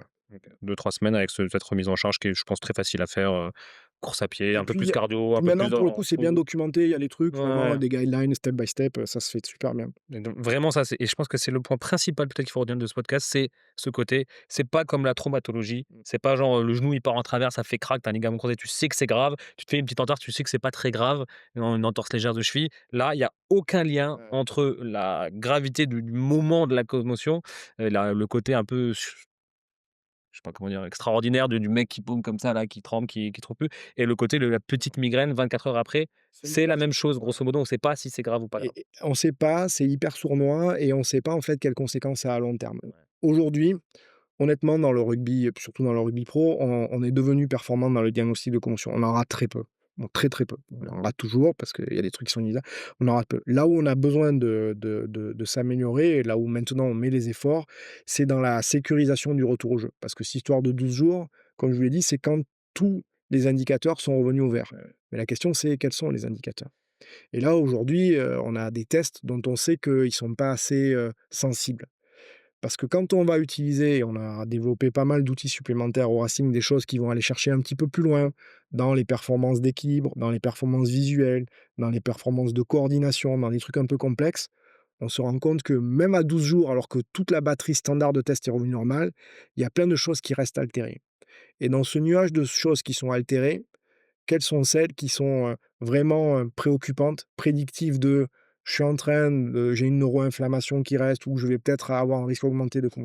Donc aujourd'hui, on travaille vraiment sur ça, sur avoir des marqueurs Ouais. supplémentaires qui nous permettent de dire: «Ah ouais, là, il est vraiment en sécurité pour reprendre le jeu» ou «Non, il y a encore des choses qui sont altérées et qui méritent qu'on le laisse, récupérer un petit peu plus» et c'est sur ça qu'on travaille beaucoup, quoi. Ouais, très clair. Parce qu'il y a des commotions qui deviennent un peu plus graves. Ouais. J'enregistre un podcast avec, je sais pas si tu c'est un des kinés les plus connus de France, Major Mouvement, qui fait un peu de la vulgarisation, sur internet et lui, c'était un joueur de rugby et il a arrêté le rugby parce qu'il a fait, quasiment 1 an et demi, voire 2 ans de Mmh. commotion. Il a pris, 2-3 pètes, pas énormes, mais après ça l'a suivi pendant 1 an et demi, Ouais. 2 ans et il parlait même de troubles, vertige, de troubles ophtalmiques, même un peu cognitif, tu vois? Ouais. Pas top. Il y en a d'autres, alors ça, c'est pas son cas, mais il y en a d'autres où ça va même au-delà, presque des troubles dépressifs, voilà et ça, c'est vraiment, quelque chose de gros donc là, on parle de suivi par contre où il y a pas vraiment de protocole ou en tout cas, ça sera vraiment au fil de l'eau. Ça se trouve, ça va durer 6 mois, 1 an, 2 ans. Comment ça se passe? C'est vraiment le neurologue qui gère et ça se trouve, tu joueras plus? Enfin, donne-nous un peu sur les promotions, Donc avec là, pour le coup, le principal, tableau, de syndrome commotionnel prolongé ou de sujet qui est en train de développer une forme chronique de souffrance neurologique, d'inflammation neurologique, on appelle ça un syndrome d'encéphalopathie traumatique. C'est avant tout des gens qui ont des troubles de la sphère psychologique et c'est ça qui est super compliqué à gérer. C'est comme tu le disais, des troubles de l'humeur, des tableaux un peu dépressifs, anxio-dépressifs, c'est des troubles du sommeil et ça, c'est complètement aspécifique. Arriver à faire le lien entre ça et des commotions ou la répétition de commotions qui seraient arrivées dans les mois avant, des fois on se dit: «Non, mais c'est juste parce qu'il est déçu de devoir arrêter le rugby». Alors quelle est la chose qui est purement psychologique et la chose qui est de l'ordre du neuro-inflammatoire? mmh, En fait, on est incapable de faire la différence entre les 2 et c'est pour ça que c'est indissociable, eh oui. santé mentale et santé neurologique et il y a de très rares cas où en plus et c'est très, très rare et c'est pour ça que c'est difficile à détecter, où il y a en plus des altérations de la cognition, des altérations de la mémoire, des altérations de la coordination. Tu parlais de troubles de l'équilibre, tu parlais de troubles de la mémoire, parfois de la vision, c'est super rare sur la durée, mais ça peut arriver. Donc ça alerte les gens. Mais ce truc du petit syndrome dépressif ou du trouble du sommeil chronique, ça, on passe souvent à côté. Ouais. Donc là, un peu comme on l'a fait au début avec la commotion, on est vraiment en train de se mettre en ordre de marche pour créer des référentiels pédagogiques d'abord, informer, éduquer les gens sur, ce que c'est des signes de syndrome post-commotionnel prolongé, voire même de troubles, chroniques qui pourraient s'installer et il y a un gros projet qui est porté, par, David Broche, qui est un neurochirurgien à Toulouse et avec qui je collabore, qui est un projet LNR-FFR de création d'une vraie filière avec justement des structures et des hôpitaux un petit peu sur tout le territoire pour la prise en charge et la détection de ces problèmes de commotion compliquée et de potentiellement de maladies neurodégénératives qui pourraient être débutantes. C'est très, très rare, c'est difficile à détecter, mais il faut se donner les moyens de les capter, de mieux les comprendre. Et ce qui nous intéresse particulièrement, on le sait, mais on n'est pas capable de le caractériser précisément, c'est quelles sont les populations, quels sont les individus qui ont un risque majoré d'avoir ce genre de problème. Parce que bah, il y a des mecs qui prennent autant de coups sur le casque que d'autres, Tellement. voire même moins, qui vont développer sur le long terme ce genre de pathologie. Je dis des mecs, mais il faut aussi parler aux femmes parce qu'elles ont Mmh. probablement une fragilité plus importante que les hommes vis-à-vis des traumatismes crâniens répétés. Donc on a besoin de comprendre ça parce que il n'est pas impossible que dans un futur, plus ou moins proche, on soit capable de stratifier un petit peu le Mmh. niveau de risque et du coup, il s'agit pas d'interdire à des personnes de pratiquer du rugby ou pas, mais c'est de les accompagner dans leur pratique. C'est de C'est-à-dire dire: «Voilà, attention tes risques. toi, peut-être que parce que génétiquement et il y a quelques gènes qui nous intéressent ou parce que anatomiquement, parce que ta forme, de crâne, on sait que la forme du crâne et l'anatomie du crâne a une influence sur la dispersion de l'onde de choc à l'intérieur de la tête, la force de tes muscles du cou, plein d'autres trucs ou les maladies. Il y a des virus qui aussi augmentent la susceptibilité au traumatisme crânien. Toute cette historique, on a besoin de le caractériser, de se dire: «Voilà, il y a des gens qui ont une petite prédisposition à faire des problèmes, à long terme vis-à-vis des traumatismes crâniens, Et à l'inverse, il y en a qui ont des qui sont la moins chance, susceptibles». qui Ouais. sont sécuritaires dans Voilà cette et zone-là et donc qui là, on vont pourra stratifier des niveaux de risque et dire: «Voilà, il y a un suivi, renforcé sur ce profil voilà. de personnes-là» Sur ou ces il y a 4 une joueurs-là dans notre groupe, il activité faut faire un peu gaffe voilà, avec un suivi. il y a une activité, qui va être plus encadrée, on fera moins de contacts. Alors aujourd'hui, on a les protège-dents instrumentés pour mesurer la charge de contact. Peut-être que demain, on aura d'autres trucs, donc on est là-dedans, quoi. Voilà. OK, très clair. Décidément, Sylvain, tu incroyable en transition, le protège non instrumenté, Ouais, qui a fait son apparition, cette saison, en première janvier, ouais. saison, ouais, en janvier. Hem, alors c'est de ce que j'ai lu et d'ailleurs ce que tu as écrit, tu disais qu'il y avait deux pôles importants, bien sûr la Ouais, détection, mais aussi la comptabilité du nombre de ouais. chocs, même légers. C'est ça les 2 Exactement. objectifs? Ça a 2 grandes fonctions. La première fonction, c'est une fonction, d'alerte pour essayer de détecter des situations où la tête du sujet a présenté un niveau d'accélération très élevé. J'insiste sur le fait que c'est pas forcément un choc. Ça peut être on passe au sol, on tombe, la tête a pas tapé, mais le mouvement de la tête fait qu'il y a eu un gros ressaut et ça a secoué, le cerveau, mais et pour autant les dégâts sont les mêmes que sur un choc. Donc ce protège-dents, il est là pour détecter des choses qu'on n'aurait pas vues. Ouais. Aujourd'hui, on a des protocoles où tous les acteurs du jeu, les joueurs, les médecins en bord de touche, le médecin de match indépendant, l'arbitre, les entraîneurs ont été formés et sont formés régulièrement. Ce côté de on rabâche les choses, c'est important, à ce que c'est une commotion et à quoi ça ressemble. Donc déjà, il y a beaucoup de choses qui sont détectées directement visuellement. On n'en rate pas beaucoup. En plus, on a l'outil vidéo qui nous aide à revoir les actions. On se dit, oh là, ça a tapé fort quand même. Mmh. Ou le joueur, il se lève, on se dit, ouh, il s'est relevé un peu bizarrement, on veut revoir. Donc il y a la révision vidéo. Il y a ce côté, médecin indépendant qui assure aussi que de temps en temps, on souffre pas de pression ou d'une certaine forme de subjectivité dans le jugement, qui du médecin, qui du kiné, qui du coach et tout ça. Donc il y a un mec, voire plusieurs indépendants Indépendant. qui, prennent la décision finale et quand bien même tous ces gens-là, ont pas vu la chose, on a désormais ce petit capteur qui vient détecter des accélérations de très haut niveau. Donc vraiment, là, à date, pour pas que ça bip en permanence, c'est réglé sur des choses où, franchement, c'est très, très rare que quand le protège-dents bip, il y ait Ouais. pas un événement externe qui ait eu été visible, mais ça arrive. Donc on récupère comme ça, Vous les avez quelques remontés les seuils? Je me rappelle qu'au début pour l'instant, non.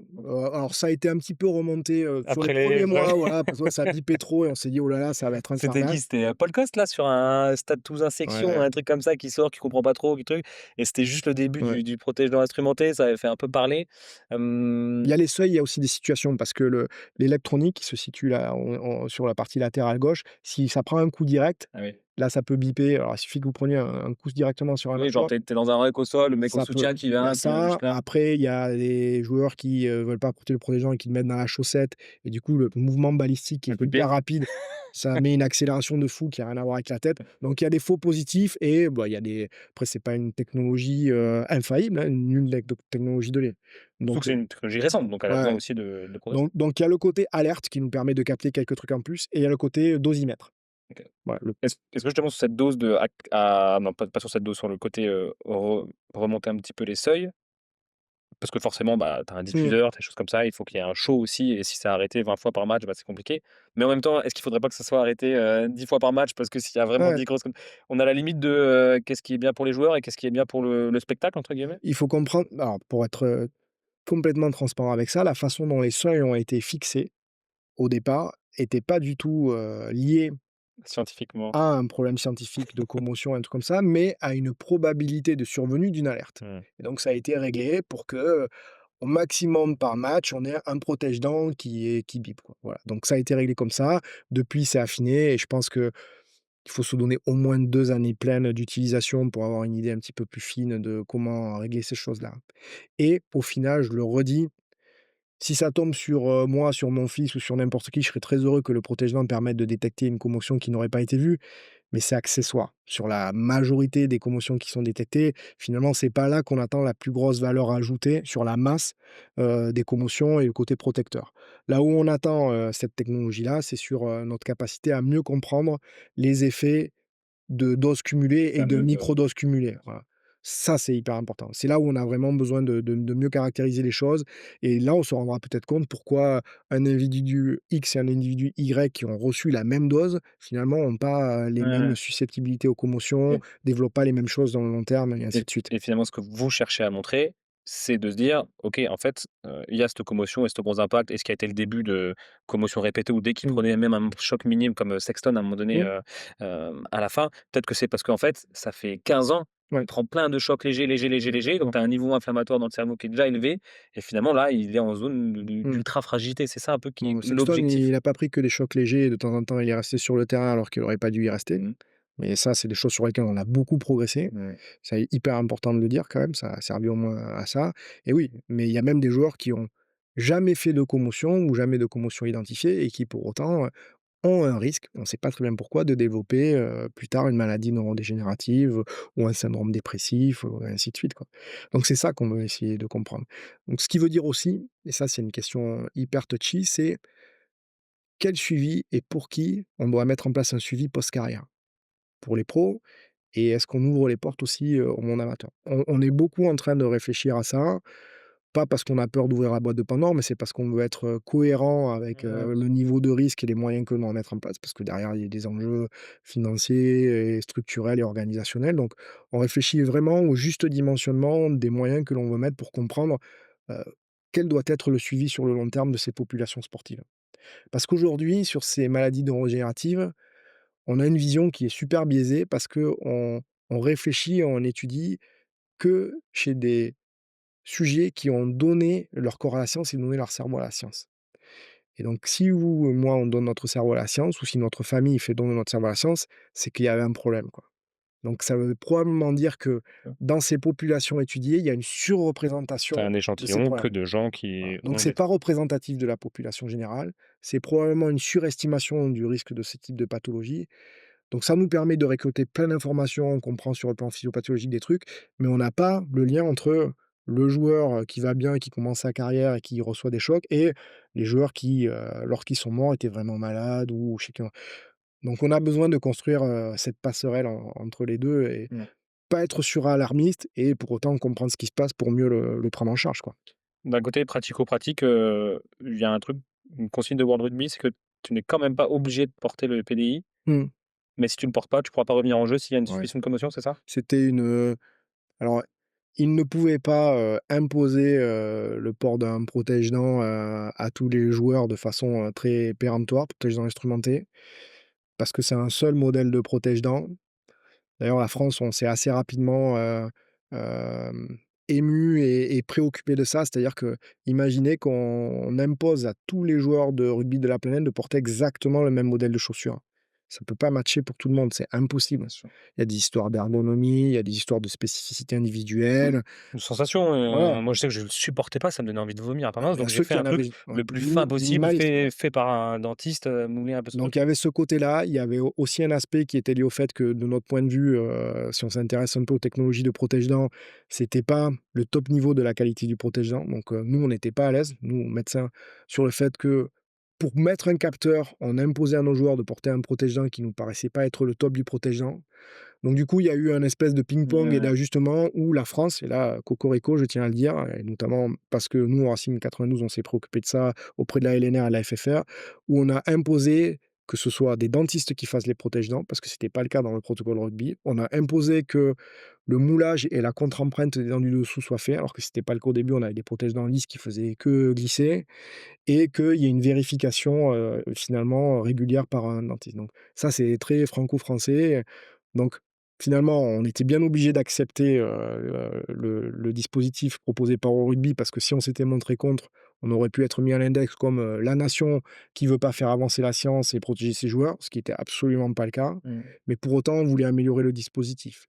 Et donc World Rugby a eu ce côté malin de dire: «Non, non, c'est pas obligatoire. Par contre, si vous voulez pas porter notre protège-dents, ah ben nous, on décide que vous ne pouvez plus bénéficier, du protocole, HIA, donc c'est le protocole commotion tel qu'il existe. Donc s'il y a la moindre suspicion du joueur, vous savez, on a la possibilité de sortir le joueur, 12 Dans les minutes pour tests. l'évaluer. Ah non, non, mais lui, il sera sorti, complètement, définitivement». Là, quand on a commencé à expliquer ça aux joueurs, aux coachs, en disant: «OK, tu as le droit de pas porter le protège-dents, mais par contre, On prendra pas de s'il y risque. a la moindre suspicion, c'est sortie définitive», bah, ça change aussi pas mal de choses. Donc c'était une pseudo-obligation, quoi. Voilà. Juste pour conclure ce sujet, l'idée c'est pas non plus de, comme tu le dis, tu as très bien fait passer ce message en introduction, d'être ultra anxiogène, de dire: Mmh. «Attention», il faut juste dire s'il y a ou s'il y a même un doute, c'est sécurité. Ouais, Et franchement, les saisons, elles sont longues, même au niveau amateur, tu es même dans des poules de 10, 11, 12, tu es à, 19, 20, 22 matchs par saison. C'est pas grave si tu rates un bloc de 2-3 semaines, quoi, c'est pas gravissime. Et encore plus, c'est réduit à 15 jours si tu es rugbyman professionnel, à 12 jours. C'est ça, et c'est de dire aussi que, à l'inverse, tu peux aussi dire que tu peux avoir une énorme commotion. Je pense à c'était qui? Samuel Ezzala au ouais, Racing, ouais, tu vois? Qui avait fait un pour le coup, ouais, c'est assommé sur Virimi, ouais. sur Jérémy, ouais, back un peu là. Et ça peut aussi être une grosse commotion très, spectaculaire, Ouais, qui pourtant au final, 12 jours après, où ouais, le mec va ouais, nickel, tout très à bien. fait. Donc c'est vraiment ce côté, voyons, ce qui se passe après, mettons ce sas de protection Ouais, et d'observation et revenons progressivement et ça le fait, en fait. Ça le exact. fait, Dans 95 des cas, ça le fait et puis après, il faut pas rater les 5 où ça le fait sûr, pas et où il faut continuer bien sûr. à bilanter, à prendre en charge parce que on parlait de l'action thérapeutique de l'activité physique, mais il y a aussi, si vous avez des symptômes visuels, ça peut être lié à une petite fatigabilité des muscles de l'œil, donc il y a des protocoles de Mmh. rééducation oculomotrice avec des orthoptistes. Il peut y avoir des petits troubles de la boucle qui régule votre équilibre, de l'oreille justement de la coordination entre l'oreille, la vision et les petits capteurs plantaires de proprioception. Ça se rééduque avec des kinés spécialisés. Ouais. Il y a des choses à faire en termes de traitement. Assez peu encore sur le plan médicamenteux. Il y a des pistes, et des choses comme ça, mais faut reconnaître que c'est assez faible. On utilise, des petits casques qui envoient de la lumière infrarouge, ça s'appelle la photobiomodulation, dont on a quand même des données préliminaires encourageantes sur, la récupération et l'accélération de la récupération post-commotion. On fait ici parce qu'on en a une de la cryothérapie éco-entier, donc il y a quand même des choses en termes de traitement qui peuvent être, mis en place. Il y a des casques réfrigérants. Il y a plein de trucs, On va s'améliorer dans la rééducation voilà, de donc ça va progresser.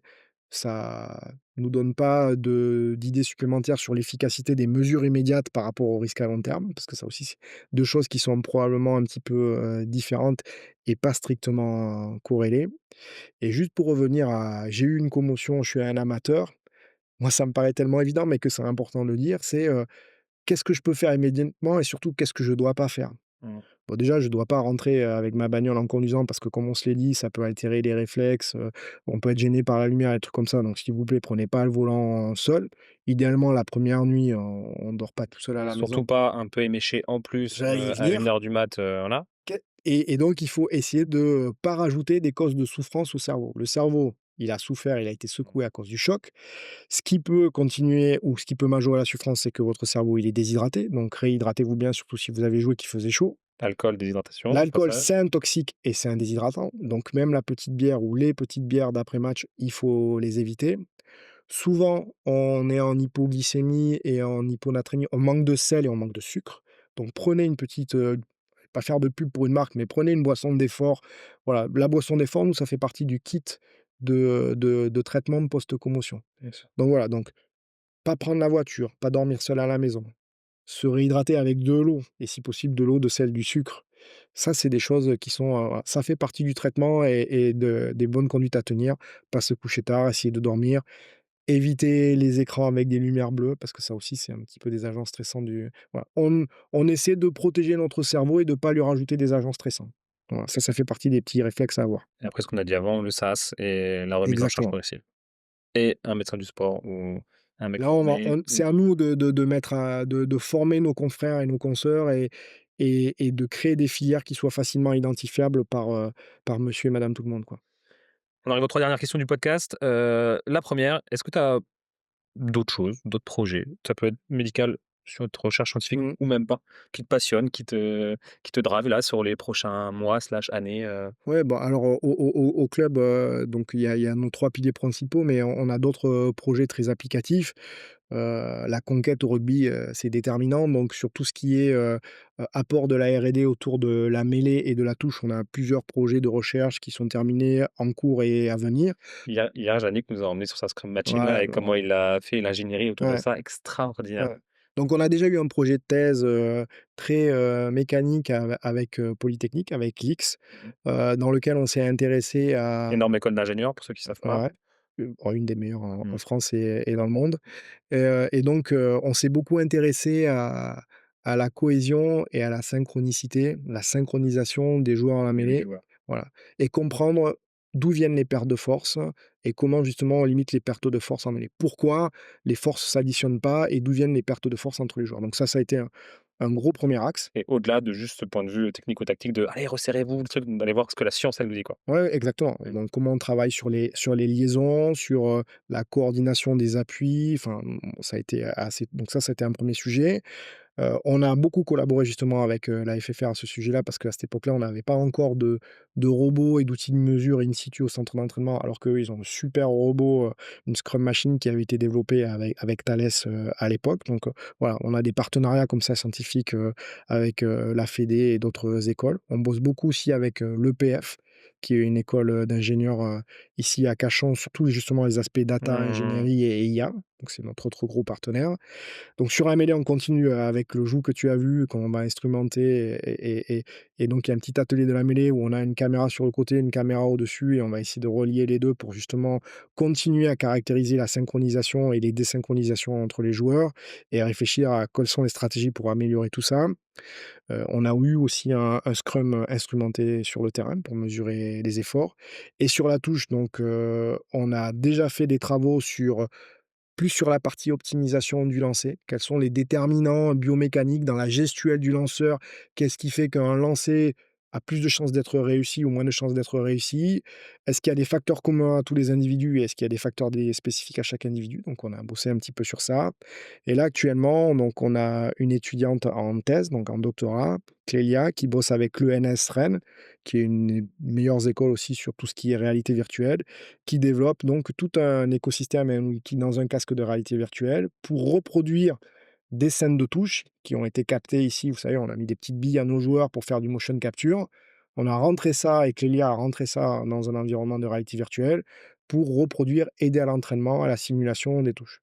Donc voilà, tu parlais donc il y a la conquête parce que c'est super important, donc la mêlée, la touche, donc il y a tout ce qui continue à voilà, sur la partie IA, il y a vraiment beaucoup de choses, qui sont entremêlées. La partie performance, la partie prédiction des performances. Il y a un truc sur lequel on bosse, c'est assez encore, embryonnaire, c'est justement quels sont les aspects collectifs de la performance, mentale. C'est-à-dire qu'il y a un truc qui est hyper intéressant, dans le rugby, c'est que probablement qu'on n'est pas seulement sur, une agrégation d'individus.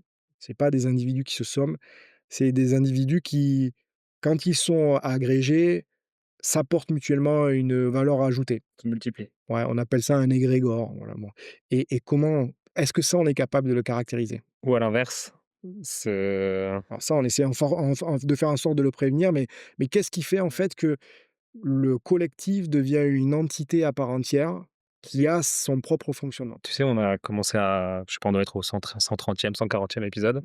Hem, Tous les mecs qu'on a interviewés, dont Dimitri fait partie, qui ont été champions de France à un moment donné, ils nous disent tous la même chose. À un moment donné, on sait pas pourquoi, c'était plus qu'un groupe. Il s'est Exactement. passé quelque chose, il y a Ouais, une alchimie, un truc, ouais. un machin, qui fait qu'on était injouable, on était Mmh. imbattable. Et ça, pourtant, après, c'était le même groupe pendant 5 saisons. Il y a que eu une saison où ça a marché. Ouais. Et tous, j'ai eu des mecs à la Castres Olympique, j'ai eu des mecs, tous, ils me disent tous la même chose. Et ici, il y a quelque chose de spécial cette année. Et ça, on n'arrive pas du tout, même les techniciens n'arrivent pas du tout à le. Mais ça, on ne désespère pas de trouver, pas la vérité, mais des indicateurs qui nous permettent de mieux le comprendre. Et on en revient à notre histoire de data, c'est: «Ouais, ce groupe-là, c'est les mêmes joueurs, ils ont joué les Mmh. mêmes équipes dans les mêmes stades». Ouais, mais en fait, c'est quoi leur contexte? Qu'est-ce qui s'est passé autour de là? C'est quoi leur histoire? D'où ils viennent? Où est-ce qu'ils vont? Quel est le contexte à Est-ce l'instant est-ce T? qu'il y a eu un élément déclencheur, un match à l'extérieur, dans L'environnement, la difficulté, un truc, un voilà, machin? le OK, c'est une somme d'individus, mais tous les individus sont pas les mêmes à tous les instants. Donc on essaie de travailler sur ça. Donc là, pour le coup, ça excite beaucoup, nos amis qui sont des spécialistes de la data parce que ça fait appel à des réseaux de neurones, à des choses super, heu, complexes et qui pour autant sont censés répondre à des questions simples et qui, bah, comme on est en train de le faire là, correspondent à des discussions qu'on a depuis des années, sur lesquelles on est capable de mettre des mots D'accord, et ouais. des idées et des intuitions et on essaie de traduire ça, bah, par des Tu vois, algorithmes et on ainsi de suite. on dit souvent que la science, même la Mmh, recherche scientifique est très hors sol, est mmh, très, ouais, laborantine, est très, tu vois? Dans bah, ce pas chez côté-là. nous. Et là, on le voit qu'elle est concrète, elle est dans le terrain, elle est proche de la performance, proche des gens. Je trouve ça, passionnant, c'est pour ça que je suis Bah, très déjà, content nous, on que. peut pas parce qu'en fait, on n'a pas le temps. On a la chance d'être suffisamment Mmh. nombreux, d'avoir une direction, sportive, mais une direction aussi présidentielle qui a compris ce que l'on veut faire et qui nous donne les moyens d'eux, mais il faut qu'on soit focus. Complètement. Nous, j'ai coutume de dire qu'ici, on fait de la R&D opérationnelle. Voilà, on est parce qu'il y a une question, parce qu'il y a un enjeu directement lié, Ouais. au sport, au rugby, aux joueurs, on engage une démarche de recherche, mais on n'est pas un laboratoire fondamental, quoi. Mmh.